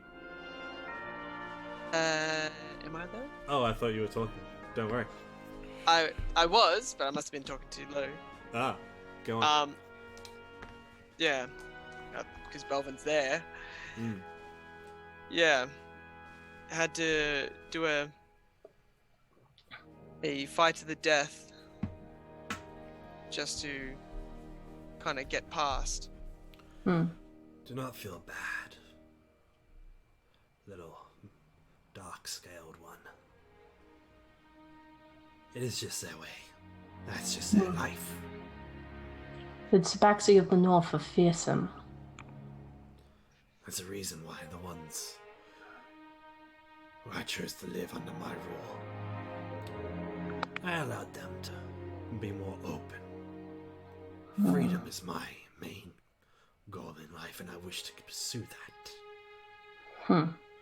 Which was why they were kicked out of the other tribe. Survival of the fittest always works until Yes, but working smarter, not harder is the key. and thus, frozen in time remains frozen. Is that all you needed me for?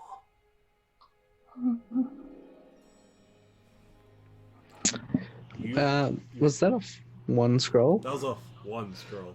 Okay, well, we do have 2 more scrolls. So at the back. If you'd be willing to help.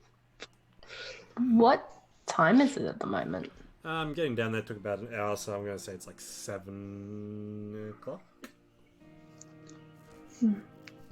But how long did it take to decipher and discuss all that? We'll say alright, it'll be about 7:30.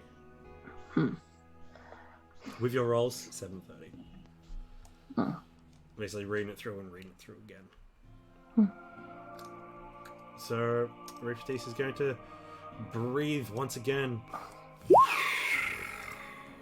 Yeah, McCaff's just going to see if it changes if she doesn't get involved. She's just curious about what temperature. You see she snarls this time as her breath is not enough to completely transform the second icicle into that of the oval. McCaff will join in then, but she won't be able to do it at a higher level. But I can do it at 5th. Blue. With that, after the breath is finished, and you quickly cast Cone of Cold, freezing the surrounding area and finishing off the oval. More magical glyphs begin to appear onto the oval as you begin to read through. This time there is no black marker through this one, though in the ancient Draconic you can both make me history checks for this one. Nope. Spicing it up. History. Histor. 24. History. Oh. Blah. That's team effort. We got this. Team effort. Ooh. The 24? With a 35 together, Oh, right. you're able to uncover that this one contains the lore and the code of the Drakhorn's messages and the Drakhorn's creation. Ooh, McCaff's interested. McCaff's. As you read into it, you find that it was created by Tiamat for her forces after the splitting of Io, the first dragon god. After Bahamut and Tiamat defeated the elemental titan known as Ekas. After defeating that titan, Tiamat went off and created her first 5 creatures, the first chromatics. From the red dragon, made after herself, she ripped off the horn, one of the swept back horns, and turned it into a communication device itself, a horn, and embedded it with infernal magics and powers to send her call and signal across the land to her followers, her children, and everyone for the rest of time to know that when it calls, her children will answer, and the rest of the universe will hide in fear. You discover there are a series of coded messages. As you continue to read Kath, there begins to have chills down your spine. You feel like these messages could affect you and Arifatis in some way.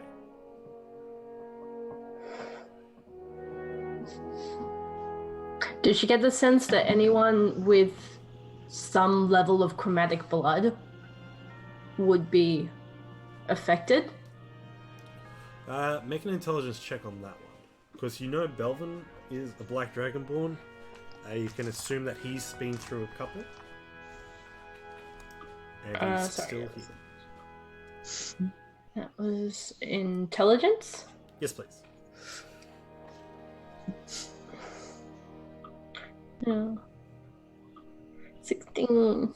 It was 16. So, you don't think Belvin, or just everyone with dragons,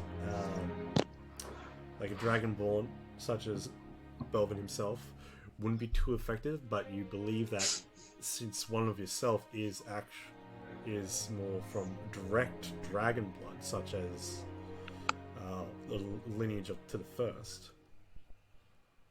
So it would be more people connected with the first dragons would be Correct. affected. Does McCaff think Belvin not being a true-born dragonborn would affect it as well? Correct. Like, Dragonborn aren't actual. They're not like half dragons. They're like a No. separate race.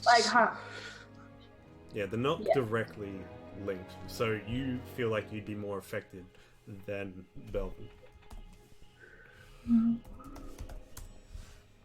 okay. This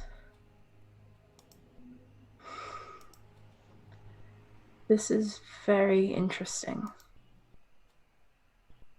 It runs the possibility that anyone with connection to the first dragons would be affected by this.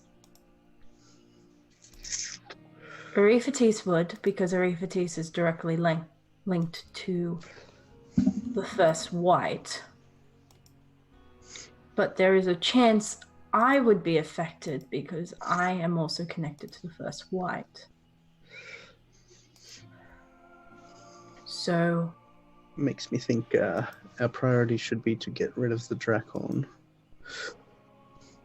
once the Dracon's gone, there can't be a way to summon everyone. I mean, it is possible they could use a specific... Like you said there was sort of codes? Like, what do those codes, like, represent? Do they represent, like, a specific command? Yes. So... the specific commands. So is it like an order 6, like like an order 66? Kind of deal? Yeah. Yeah. You see, there's order 66 in there. No. There's order 66. There is basically a kill order, like a destroy fucking all, a gather order, a spread order, a variety of small communication queues. Yeah. And it's sent more out through, instead of like coded messages, it's more in the vibration. Yeah, I imagine it's more like a Morse code kind of situation. Like, maybe if you do it a certain tune, maybe playing Happy Birthday on the Dracon, because it's all the 66. Happy birthday. Something like that. You learn the so through that you also learn the first name of the name of the first red dragon, Elphiamon. Elphiamon. It's a Pokemon or a Digimon. It's a Digimon. You learn the name of the first black dragon, Zelendris. That's cool. You learn the name of the first green, which I don't have up right now, but I'll write it down post. It's green. It's green. And the first blue and the first white. But those What's are all... the first white? That's the one I'm most curious of. That's the one McCaff's sort of paying attention. Please. On the way. Yeah. As looking through it, you also figure out that the majority of these coded message can only be... The horn can truly be used by that of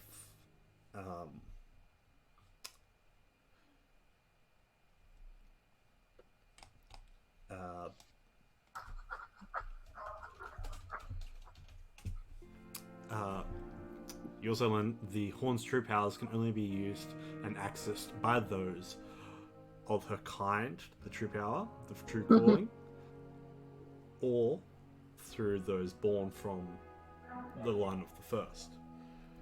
Now, the interesting tidbit at the very end of the information, the fine print, is the thing they called the Reaver separation. Sounds painful.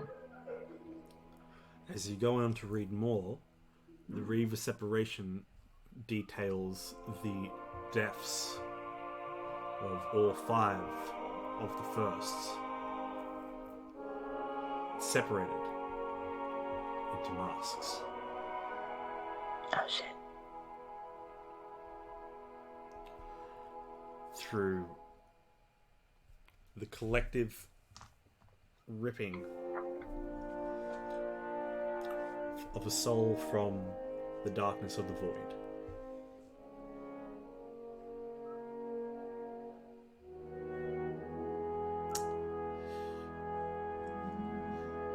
By the time you get around to the third, Ariphates is tired and says, I'm going to rest. Do we crack the third?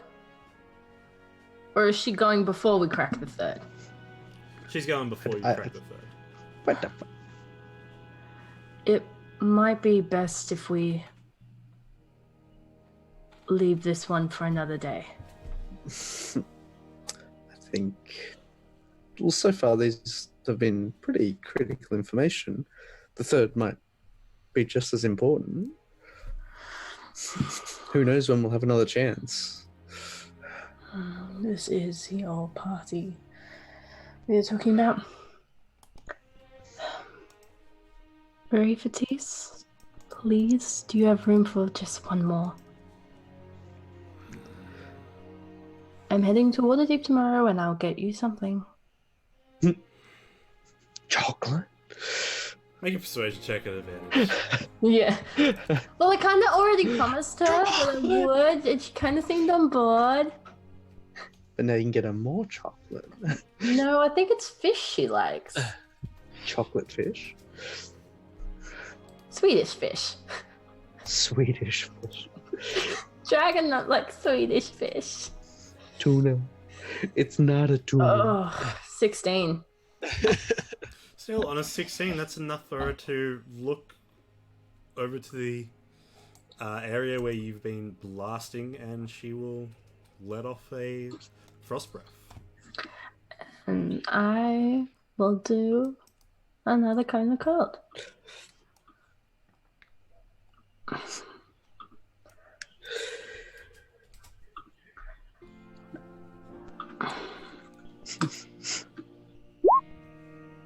Nice. And with that, the glacier shifts into that of an oval again. Back into Turns that. into an Ovaltine. Turns into an Ovaltine. Correct. Nice. Those things are awesome, though. They are. I don't know what they're made of, but I like them. I'm sure it's bad for you, but they taste good. Apple teenies? No, they're the best. Oval What? teenies. Ovaltine. Oh, don't worry then. So, you figure out the name of the white dragon, of the first white dragon as well. What? Mm. It's in chat.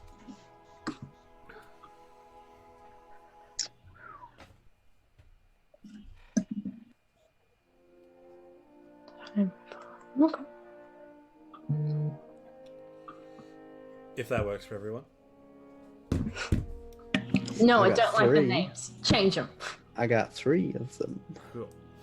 Yeah, because we got the other 2, but Kyle's not giving them to us. I'll give them to you. Ah. Okay. This scroll goes into detail over the construction of said masks. Okay. It also goes on to the details of an event called the Dawn War. Okay. Hmm. It speaks about the original god of dragons, Io, who chose to fight the primordials on their own accord, with no other help from the other gods. Confident in his might, his final phase of the Dawn War, he encountered the primordial Urkus, the king of terror, and alone, a epic battle raged between the two. Urkus cleaved Io in two with an adamantine axe, as the stories go, as per this scroll. And the two halves of the dragon god became Bahamut and Tiamat.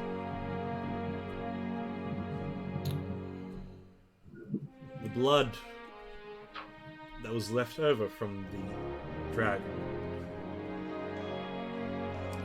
became a weapon known as the Arrow of Fate, the bane against divine beings, which has been lost to time.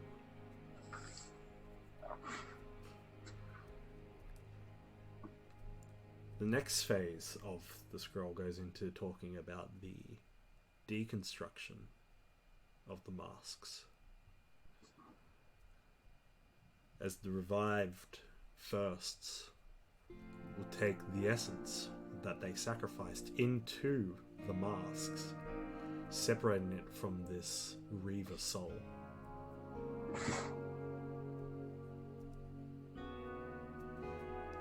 As you learnt the way to destroy the masks. So we have to bring back the first dragons.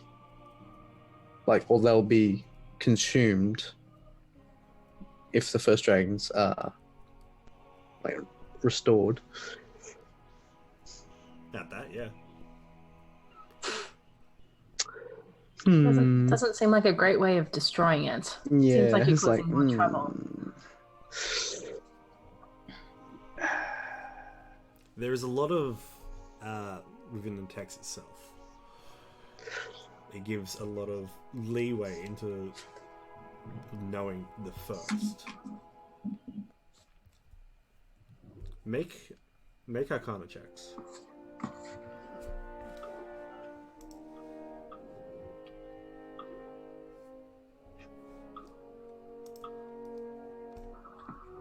$25. Very nice. 16. 16's my number today. It is. It sure is. Try to roll 16, 16. McCaff, you feel like there is more to it, but you're not too sure where to connect the dots.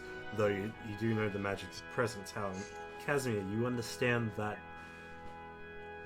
if it is one of the ancients, the first self, then surely that same pattern will follow down through the DNA all the way to what's in front of you right now.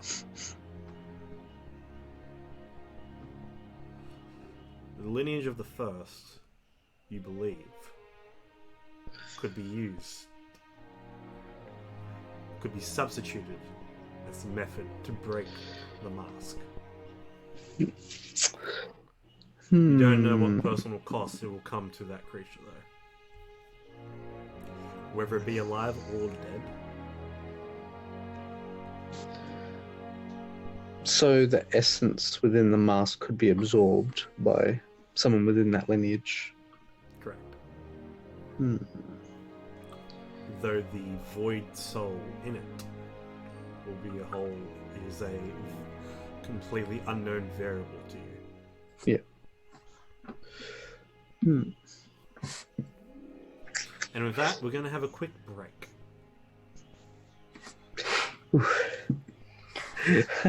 And when we come back, we would be packed up and we'll be at Waterdeep in the morning. Just so y'all know. Until then, friend, foes, and familiars, stick around. We'll be right on back. So we have our little break. See you in just a tick.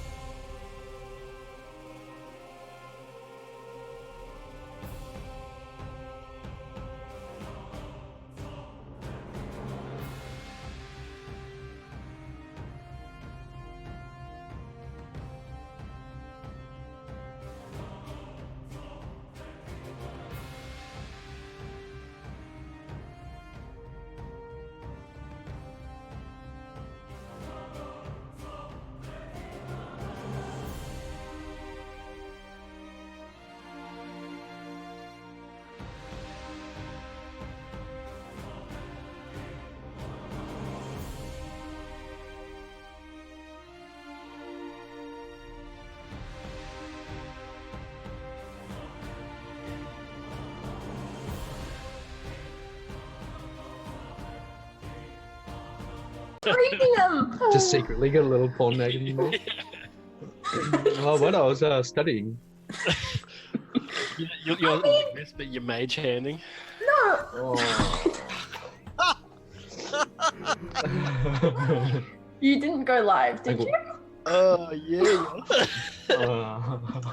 I was just gonna say, I mean, it could just be like a smutty book, and Ikram would never know. He doesn't know how to fucking read. Yeah, I wouldn't have a clue. Fucking caveman over here. Casimir's just reading 50 Shades of Grey next to his dad at the fucking dinner table. Hey. I mean, I don't know if we could play on that because Casimir is actually grey.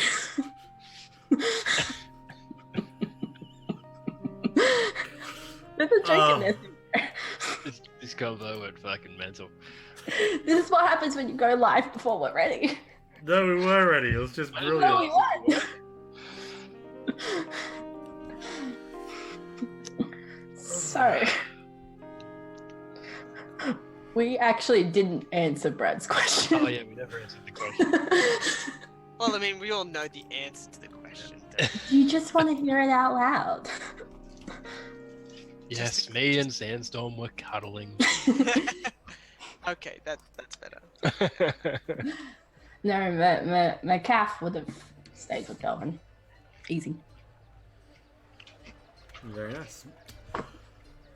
The morning takes you to the teleportation circle. You gather your things and head on back to the teleportation circle at Paragon's Palace, going directly. Was McCaff actually told about what exactly this meeting was for? I leave that to the party to fill in the blanks. I don't think she was directly. They're just like, we're getting to water dip, bitch. Get in the car. I'm pretty sure Belvin would have said why.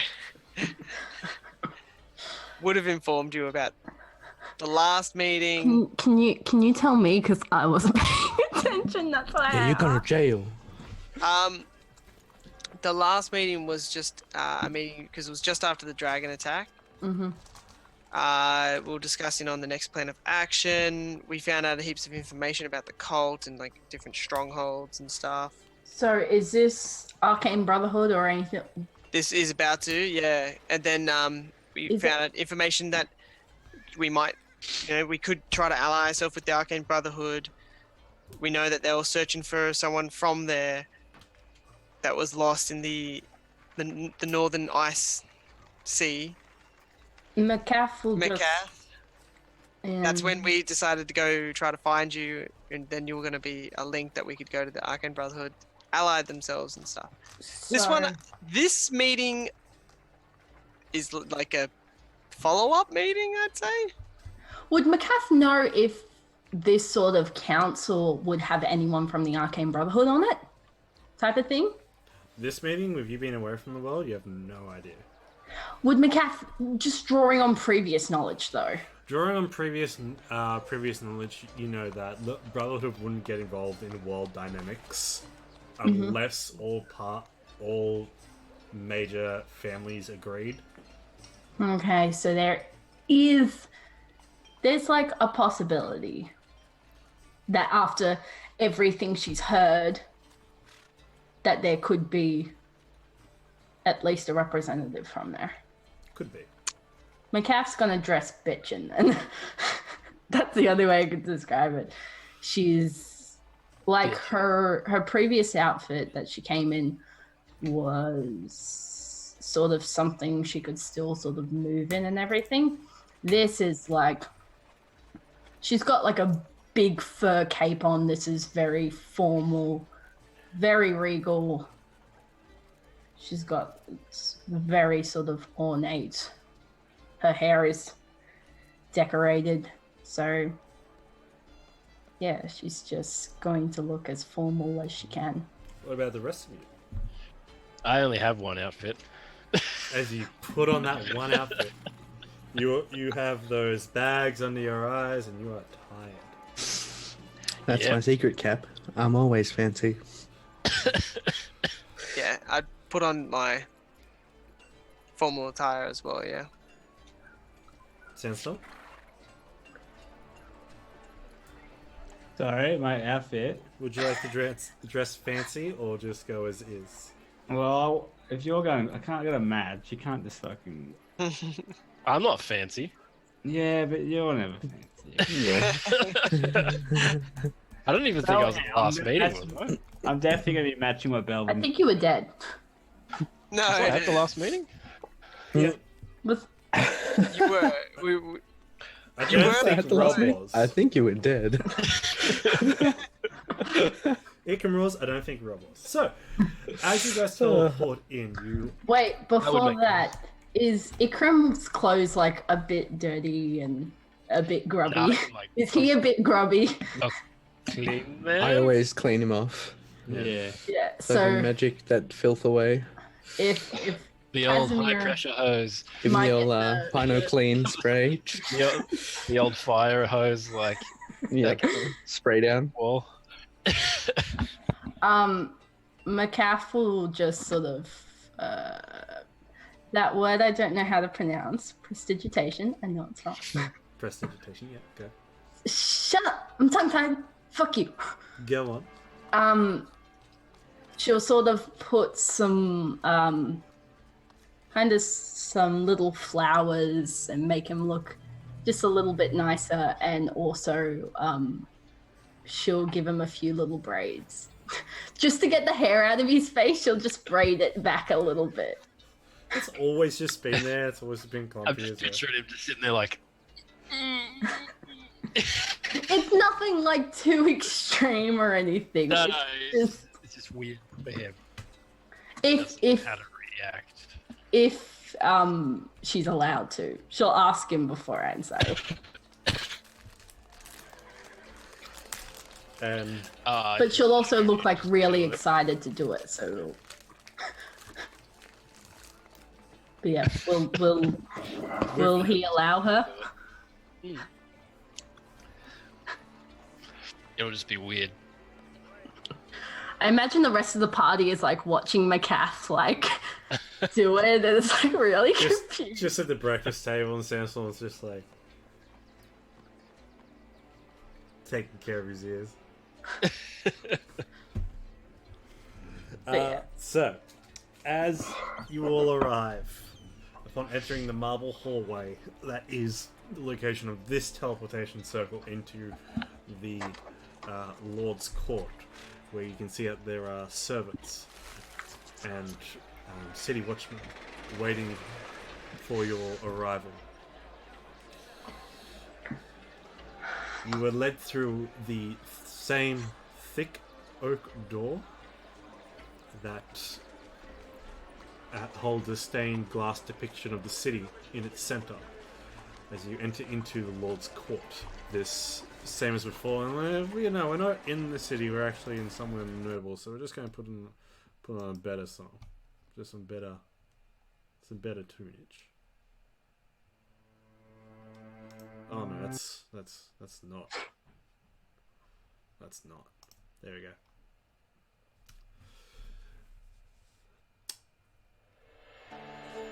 On the far wall, there is a dais that's raised into 2 steps from the floor. As you see, a dozen well-made chairs placed in 2 neat rows.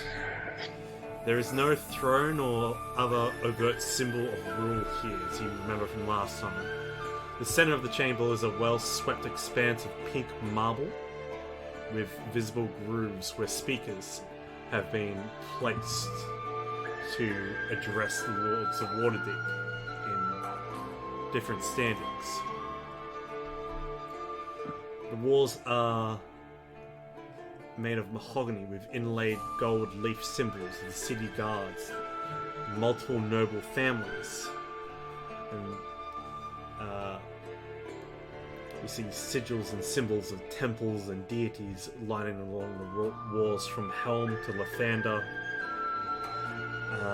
For this occasion, a large oak table, the same one you let before, its enormous length takes up the majority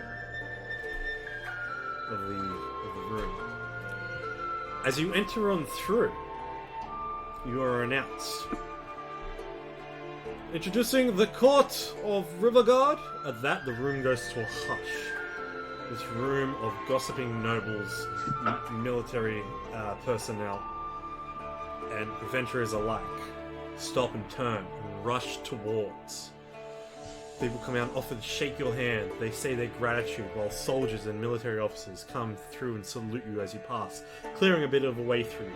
These hundreds of faces coming into up to you in just a split second. It's a bit overwhelming. A familiar one puts their arm around you, Belvin. You see it's your uncle. Come! He then yells out as loud as possible, "Come on and give the lads some room to breathe!" He looks back at you, Belvin, and says, "Good to see you again. Welcome back. Come on. We can't just smother him in, please." Approaching through the crowd, like a spearhead, you see that there are six personnel in half plate. This gold half plate shines off the light, while complemented by the ruffle of white and gold formal undergarments, along with their red capes. Casimir, you recognize them as members of the Griffin Cavalry. Walking up to you, the lead, their cape is blue. Their lances are all pointed skyward. Once they reach you, at attention, you see the lead with the blue cape passes his lance to his right and takes off the brilliant golden helmet. A half-elf, golden hair with burnt mark on the left side of his head, scars down the once handsome face, and his left ear is no more than a nub. Once again, Casimir, Cavalry Master Alvian at your service. It's been some time since the trial. Yes, I hope things have been well for you. As you can see, Not so much, I suppose. we lost a lot in the call and calamity. I'd like to thank you once again for your service through last week. Thank you, Major Casimir. Your decision in the field has kept us in the lead to victory. We appreciate it, all of us. Well, we all have to do our part. This must be Lord Sandstorm of Riverguard, correct? It certainly is. Sandstorm? He Oh, goes, no, I introduce you. he goes into a low bow. I am humbled to officially make your acquaintance. Tell me, are the rumors true you trained a full-grown griffin and rode it to battle yourself during the call and calamity? Ah, My head goes down a little bit. It's like, I don't really like to talk about that these days. Say no more, please. And you see he puts a hand on your shoulder and says, "My condolences, and I am sorry for that. The bond between Ryder and Griffin runs deep through all of our members as well. It just happened so fast, and we became so connected, and we thought went straight into battle, but I wasn't able to protect him. So I haven't got close to anything since then. We suffered a lot of casualties during the calamity as well. Faced a lot of losses. Many riders fell from their griffins. Many griffins fell from their riders. No longer bonded, they are. If you wish, I'd love to work together with you to find a suitable one for you to ride again. Don't know if it's too soon, but definitely I'll take up your offer. Of course. Shall we escort you? We shall wait till the summit is complete, and I can show you to the nest hall. That'll be amazing. There are many griffins that are now riderless. We just don't have the skilled personnel anymore to give these wonderful creatures partners. That's a crazy coincidence because I'm actually putting a group together back at Riverguard. This group could maybe use these griffins, some kind of force. I'd like to learn more. The Griffin Cavalry is always on your side. We're here to help, as you helped Waterdeep. Thank you. I'll do like some cool handshake. Any, How you do the one where you grab each other like this? you grab him and he'll attempt to imitate you back and hold tight. Yeah, it's like just destroy each other's biceps, like forearms. As you are then escorted to the table, the crowd quietly begins to shuffle outside as the rest of the city guard pushes all these nobles and all these crowded faces out of the way. At one point, McAfee is also being asked to be ushered outside. Miss, you need to be outside. No, she's with me. She's an important member of this council as well. At hearing that, Onthar looks back and goes, "Hey laddie, you found a new addition, have you? You're a little rapscallion." McCaff will turn away at that comment. Oh, I'm sorry if I offended you, miss. This is actually McCath of the Arcane Brotherhood that we were sent to find from the last. His hand goes over his mouth and he's just, I am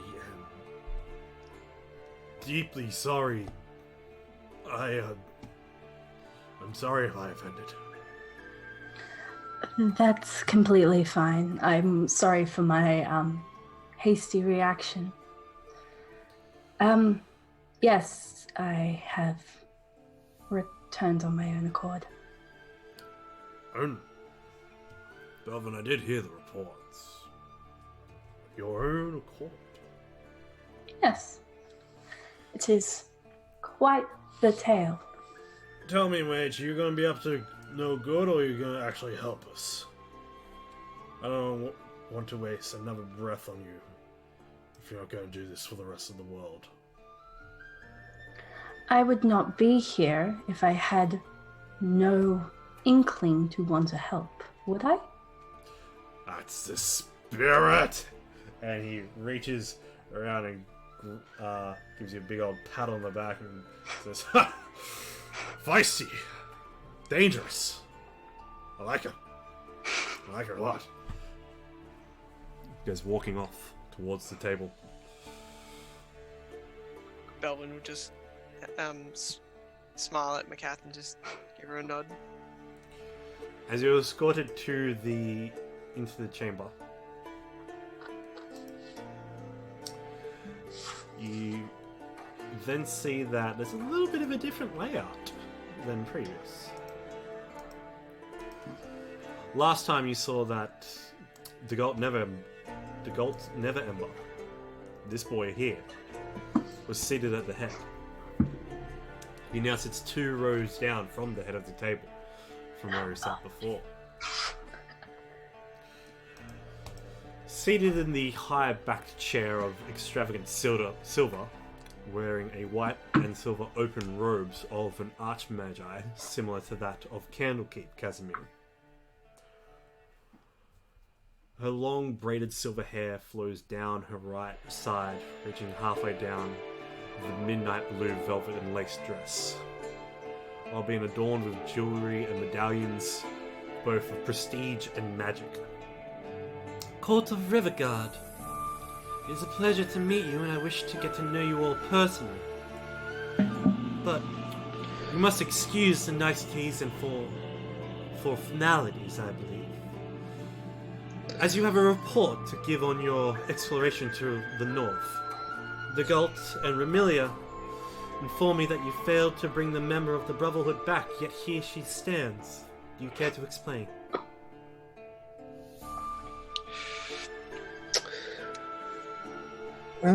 Well, we did initially fail to bring him back, but through a string of fortunate events for us, here she is. And a more of a amazing feat on her own accord. She actually, after our meeting with her up at the Sea of Ice, she found her own way, and I'm sure nobody better than Macath herself could probably tell her story to you all. Very curious, indeed. I'm glad to see you're all well, especially you, Ikram. Welcome back. Hope you gained a bit of rest. Oh, hello. Yeah, a little bit. Still feeling the after effects. At this woman's presence, the rest of their council, as loud and as noisy as they was previous, under her sitting at the forefront, they're more inclined to listen, as if her presence itself is demanding their attention. She then stands up and says, "I am Lady Lariel Silverhand. It's a pleasure to meet you all finally. And to you as well, Miss Macath. It's not Crimson, and we apologize for the mistake in our report." Thank you. It would be a harder journey if that was the one you were looking for.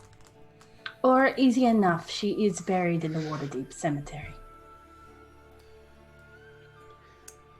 We had no knowledge of that, to be honest. Yes, I believe it is an unmarked grave, but you can tell it is the one because it's the one closest to the row of rose bushes, I believe. But that's beside the point, your ladyship. I'm more than willing to share my story if that is what you would desire. Please, I'd love to hear. So, yeah, Macath will give a bit more of a formal sort of recount. Just on all kinds of... It turns out the reason I was kept up north for so long was because I was meant to be a gift for another dragon. See, it turns out my draconic blood doesn't come from any old dragon. I am a direct descendant of the first white dragon, and Macath the Red, one of the original founders of the Arcane Brotherhood, fell in love with the first white descendant. The dwarf on her ladyship's right speaks up. His name is Conrad Bronzel. Says, "Oh, heard about the Ice Claws. Yes. That's a far-flung tale." Yes, it is an interesting tale. It would explain why no one knows the father of Macath the Red's children. It was never shared, and she never revealed it. It would also explain why the draconic blood runs through my veins. And runs through my family's veins.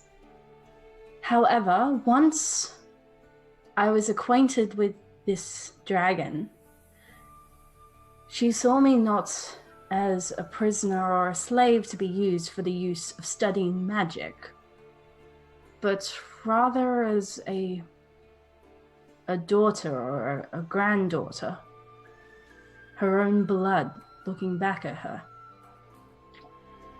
Through that, I was able to persuade her and talk to her and told her how I wished to return home. And she allowed it. The white-haired man speaks up. His name, Tyron Hornblade, leans forward and arms crossed and says, "You'll excuse us if we take the side of caution. A creature such as Erephiatis, the Ice Claws of the North, a white dragon. During all of this, the Calling Calamity, the dragons, and the cult.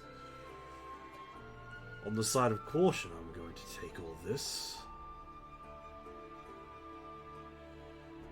But still with a grain of salt." Well, unless you can explain a way that I could be here that makes a little more sense. I have no other fact other than your tale.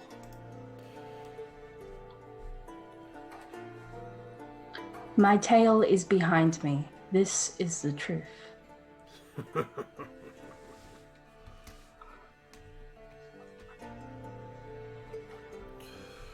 Moxie. At least we have that. Wonderful. Can we count on your vote of the houses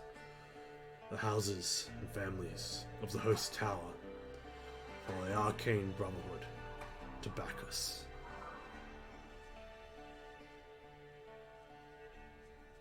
If I am speaking truth, then I cannot guarantee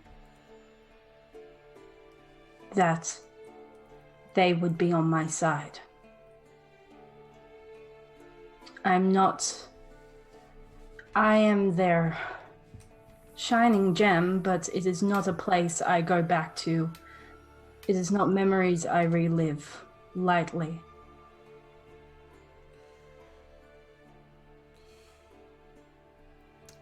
The lady speaks up. So we have a possibility. And a possibility is better than none. Yes, it is a possibility. Yes. I would like you to work on it.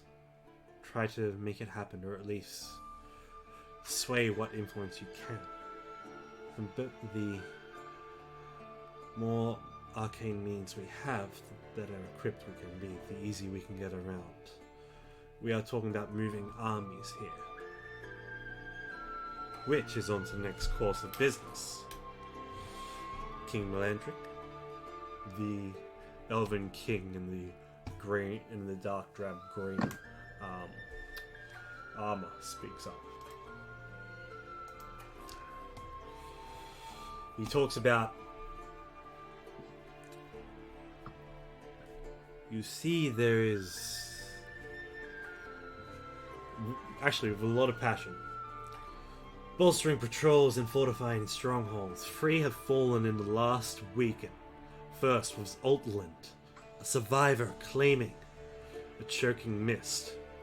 These poorly operated platforms were no match for this small settlement within the misty forest. Sure, perfect defense against the raiding orcs that occasionally enter the forest, but however, these defenses proved a death trap for this choking mist, leaving elves unable to hit the ground fast enough. More so than that, the Iron Circle was quickly followed as they began tainting the forest with their war machines, their deforestations. They began ripping each and every ancient wood from the ground, mining, collecting their resources.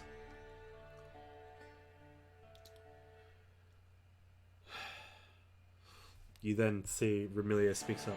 I can confirm that when Secomba fell during the first flight of the Calamity, the Calling Calamity, Iron Circle's forces have entered in and are using its ruins in town and rebuilding it into a forward base. So Aristotle then chimes up, Paladin in the holy robes. Belvin, at that point, I'd like you to make a charisma saving throw. And a question, do you have Black Razor on you? have my longsword. Okay. There is a growling presence deep within you, but washes away after you snap out of it. Sir Estival stands up, putting all of his weight now onto the cane as he stands. An old paladin, well and truly into his age, stands. Succumba was also born to a dwarven family that owns many mines in the moors and hills. Looks down at Casimir. We all traded from the dwarfs of Mastercross, as the people of Daggerford and Riverguard know. Precious gems are also of the highest quality, along with their steel.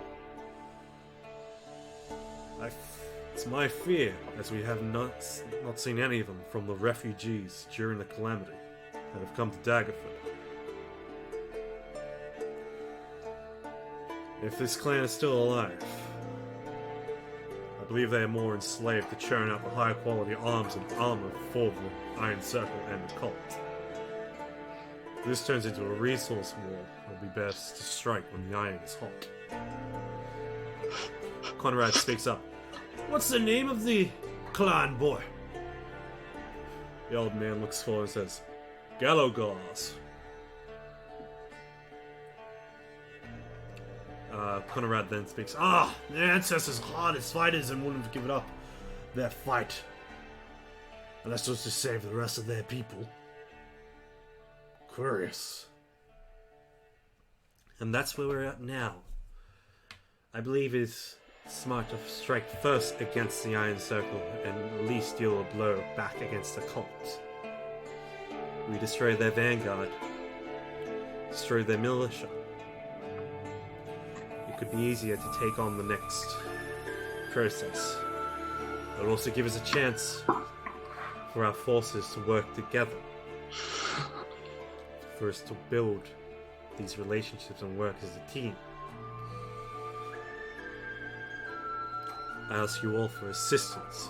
Conrad then speaks up.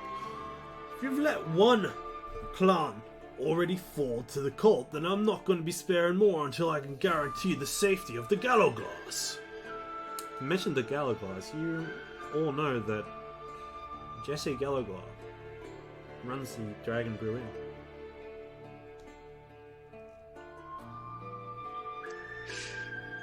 We do know of a Gallaglar, is it? We do know of a Gallaglar that is alive and out. They are at Riverguard at the moment. We can get into contact with... Was it Jessie? Yes. Jessie Gallagher? Yeah. We're getting contact with her and find out if she knows where the rest of her clan, where their whereabouts are. This is the ones up river that were enslaved, right? Or we think are enslaved. Yeah, part of the same clan. Yeah. So, he actually came down from Succumba and travelled on down because he wanted to get into running a tavern instead of just working the mines. So he was the black sheep who stepped out. So he's been with you since the tavern was being created. So yeah, before the dragon attacks. Before the calling calamity. He might be able to provide us information. Yeah, could be useful, like lay of the land and such. But we could be tasked with finding out this clan's predicament, if that would ease your mind. Indeed, it would be good. Lariel then speaks up again. I'd ask for assistance, as if you are to investigate that, then I ask for assistance from Omthar and you, Uldar. Omthar goes, I agree to send knights north from El Terrell. Cavalry as well, to assist around the areas of the forest. Oda Norton says, Considering that, it'll take too long for my forces to mobilize troops. However, as Elturel, best knights are heading for the front line, we'll repay the favor by sending out flaming fist fighters to surround Elturel. Keep it safe. Lara then suggests, while we gather forces, King Melandric, Sir Istvan, might you be able to accommodate these troops while gathering your own? We can set up some areas, ruined hamlets or such. Sorry to say so, but we do need the space, and if we are going to be going to war, making the first strike, then we'll need 2 battalions of the City Guard and the militia of Daggerford to begin this battle. Conrad then speaks up. I will not be sending any dwarves to let know that clan is safe. Or at least their bodies are returned to us. After that, you can have some troops. Spiked soldiers of Adbar will join. Only once the prerequisite is complete.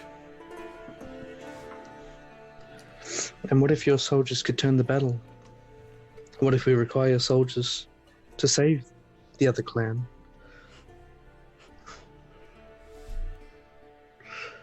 Then you will gain my trust once you get them, boy. Long has dwarven blood been spilt for mankind, for elves, all along the centuries, and yet you still come to us for shelter.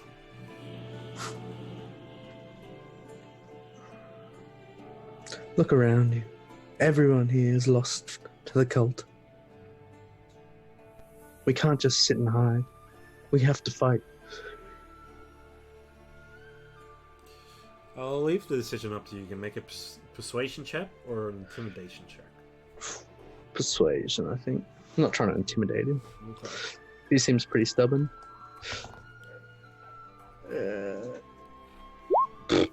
Can I use a luck dice? You can use a luck die.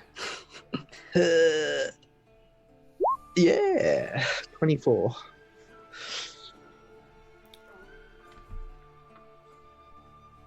At the first mention of that clan being safe, all of their location being known, I will then commit troops if it makes you feel any better. But know this, if one life is lost, then we seal the doors, we seal the gates. We can only commit so much.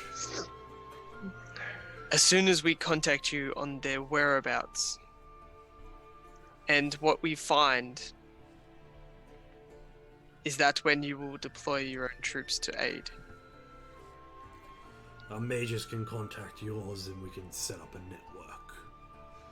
We can contact you as soon as we find out news. Then leading up to the attack, our preparations and works must be in order. Just make sure you're prepared to mobilize. Prepare your troops, Lord Conrad. We'll be in touch shortly. All of us shall prepare our troops. You see Melandric stand up. Hesitant, and as he's already begun to cast sending spells. More elves to the slaughter. I fear for that of those in the misty forest, but even more so of the creatures of the high forest. We have heard their steel, their blades, harm the natural order of the world around us. The high forest its wilderness is of pure primal magic and wonder.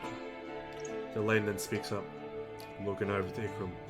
We can't let something like that be destroyed by a cult in the Iron Circle. for their war machine. Lariel speaks up. For the moment, the priorities on the Brotherhood will be shifted towards that of the Iron Circle. Please, Miss McCaff, when you're able to commit or have any word of the arcane means from the Brotherhood, mages greatly turn the tide in wars. Looks over to Casimir. Thus I entrust all of you will do your part as well.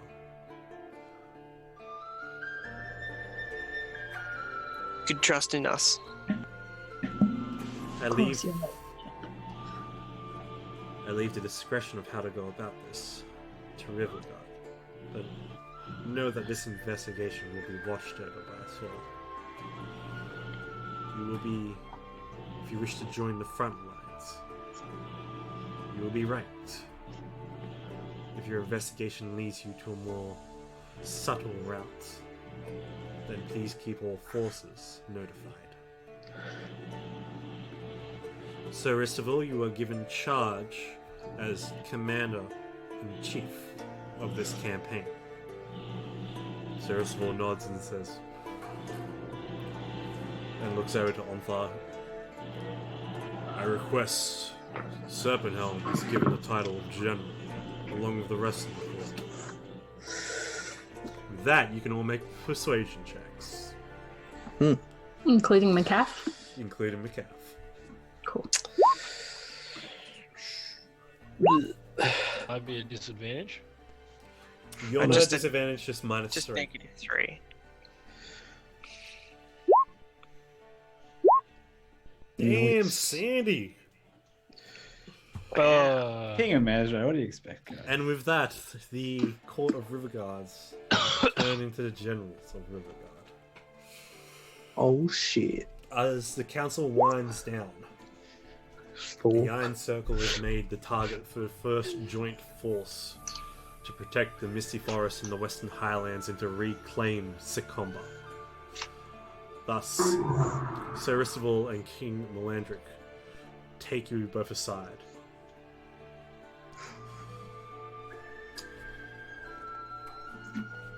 First task is the liberation of Sikomba and the rescue of the Galloglar clan.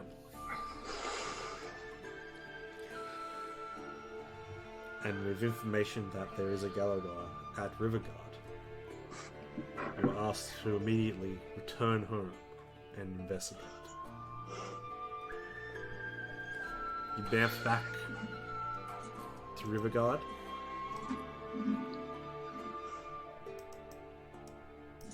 Returning to your home no more than 2 hours later. And we will pick up next time on Dragon's Brew Z. I was wondering if you're going to say it. Look, I was going to, but I was like, look, it's going to happen. It's going to happen. I was going to say it if you didn't. But welcome to the, the wall that's been subtly building for the last 50 sessions. Subtly. Yeah, Subtly. we're actually pretty much diving in, almost diving in. If once we do this, because what's the place called again with this clan? Sikomba. So, Sikomba. Yeah. you guys had passed through there previously. Yeah. You guys have been there and traded with them previously. You've heard nothing from Sikomba since 4 weeks ago when the calling calamity hit. So, there's been people coming in, moving around, but communication has, from that area, completely ceased. It is a good 3-day trek up the river and by horse and carriage up river towards Sikomba. So, Yeah, we're gonna have a bit of a war, guys. Gal. We're gonna have a bit of a war, fam. Oh, shit. Double whale slam. Yeah. So I can't wait to see some Well, of you the think bullshit. having the second one up, haven't you? Haven't been overusing it. Definitely, that was like so early. Like, no, I won't overuse it. It's fine. And now you're definitely allowed to use it. I mean, save, not uses. As you've got you guys on the page. We should polymorph whale slam, both of us, and then I'll use tidal wave, and then we'll be like the surfing whales. But what if we tidal wave from above? No, we Into whale smash slam. down, and then we tidal wave, and then we surf over. What the if we rest of- tidal whale slam? I mean, I am Let's make a tidal wave of whales. I am all prepared for y'all to just go on in, guns blazing, and like just airdrop from the back of Yep. Arethiatis on your fucking whale BS as you come crashing down to the earth. And destroy the whole town. Yeah. Yep. It's Great like, yep, idea. we got all the bad guys. Great We idea. guys. Recover the bodies later. Yep. Got everyone, guys. Ah, very nice. The one question would be, how does Arethiatis? What is she gonna do? Is she gonna accompany? Will she ally? Will she stay? I don't know. That's gonna be. That's for y'all to plan. Yeah, I know. That's what it's like. Imagine that's a huge advantage. We have That's a nuke you Arethiatis. have. Maybe. But what if they use the horn and then she gets turned against us? Then we're fucked. Well, Macaf would also turn against you, so. Oh, there's that too. Look, I'm just gonna say there's gonna be saving throws. Mm. But yes, that's just it's gonna be. This is exciting. I don't think we've done a bigger war before. No, you haven't done a bigger war. So just so you know, in the future there are going to be some mass combat scenes. Scenes. Yes. Mass combat Yes. scenes. I think that's cool because like it kind of like feels. Do you have to roll individually for like every character? Yeah. No, like- you don't have to roll individual for every character. Not like a real intense one battle. It's kind of us like if we roll where we just plowing through things. Exactly. Yeah. Badass like that's Awesome. what I do. Where you I can will just enjoy that. describe what's going on and make a couple of rolls and go from there. Yeah, I think that's cool. I think it will be cool. So there's going to be a couple of points of that. You're going to have... Yeah, we're playing war now. Oh, shit. Yeah, this is a war playing campaign. I mean, Is there like any still need to- prepping we still need to beforehand, go to or do some we combat just go straight into it? I'm sure we'll discuss. Well, you've gone straight into upcomings. it. It's begun. Yeah. You're part of the planning, but now it's go and investigate, and then decide on your move. What move you're going to take. Wait. The mobilization of troops to the high forest, wasn't it? Well, the end goal is the Iron Circle, which is based at Lork, which is their frontline guard, and then Succumba's also been told is being a forward base as well. Yeah. So they're encroaching out more towards the denser population. Yeah, so like near the coast. Yeah. So that's what that one is. That's Lork.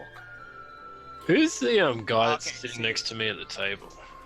Delane Winterhound. He was at the God Plate down below when you initiated Osa into the Circle of the Moon. Right, so I know him then. You know. He's a naturey guy. Yeah, He- cool. He represents the people who want to protect the nature. Represents the Emerald Enclave. Yeah. Yes. So there will be some downtime, and there won't be some downtime. But for the moment, next session, we will kick off with you guys getting back into Riverguard. For 2 battalions to make it down to Daggerford in the area and then set up, that's going to take some time. So you've got a bit of time to relax, to To relax. not relax, but to prepare. I'd say at Yeah. least a couple days before we even go look at. Because Circle. that'll take a while to get there, yeah. Yeah, it's a few days. I'd say we would take at least 2, maybe 3 days to prepare ourselves in Riverguard, and then we'd make our trip to Succumba. Personally, Sure. Well, until then, friends, foes, and familiars, we'll be kicking off episode 90 with the Oh, It's a combo situation. That's a couple. And I'll reveal late next time the new little trap card that's going to happen in the battle. Oh yes. I talked to Kyle about like how exactly that's going to happen. Ooh, interesting. See, I have a thing that I'm working on. We all should have trap cards. It's just going to be this fucking crazy like. Now this card appears. Now this and this. Yeah. I'm just gonna have like a business card. I have like a little trap card coming together. There's a big question no one has asked McCaff, and it's pretty fucking important. What's McCaff's relationship with the Brotherhood? Because no one's asked her. Everyone's just assumed it's positive. Everyone's assumed it's positive, and that's great. Because why would they want McCaff back so badly? Anyway, we'll find out next time on Dragon's Brew. Melvin is going to talk to her about it after the No, you- council. Well, No, I already played- no one's talked to her about it. Exactly. I honestly, I wanted. I'm Melvin was going to exhausted. have a talk, be like, how are you feeling about the Arcane Brotherhood? I was actually going to talk to you. Well, if anyone, just a clue, if anyone was paying attention to McCaff's expression during the lady asking her to bring the Arcane Brotherhood on her side, she went stiff and cold. So good signs. So she probably should wear a jumper. Positive signs. I mean, she's in a fur cape coat type of thing. She's pretty warm. So as the autumn day, as you return back home on this wonderful autumn day, bit of rain, bit of heavy news.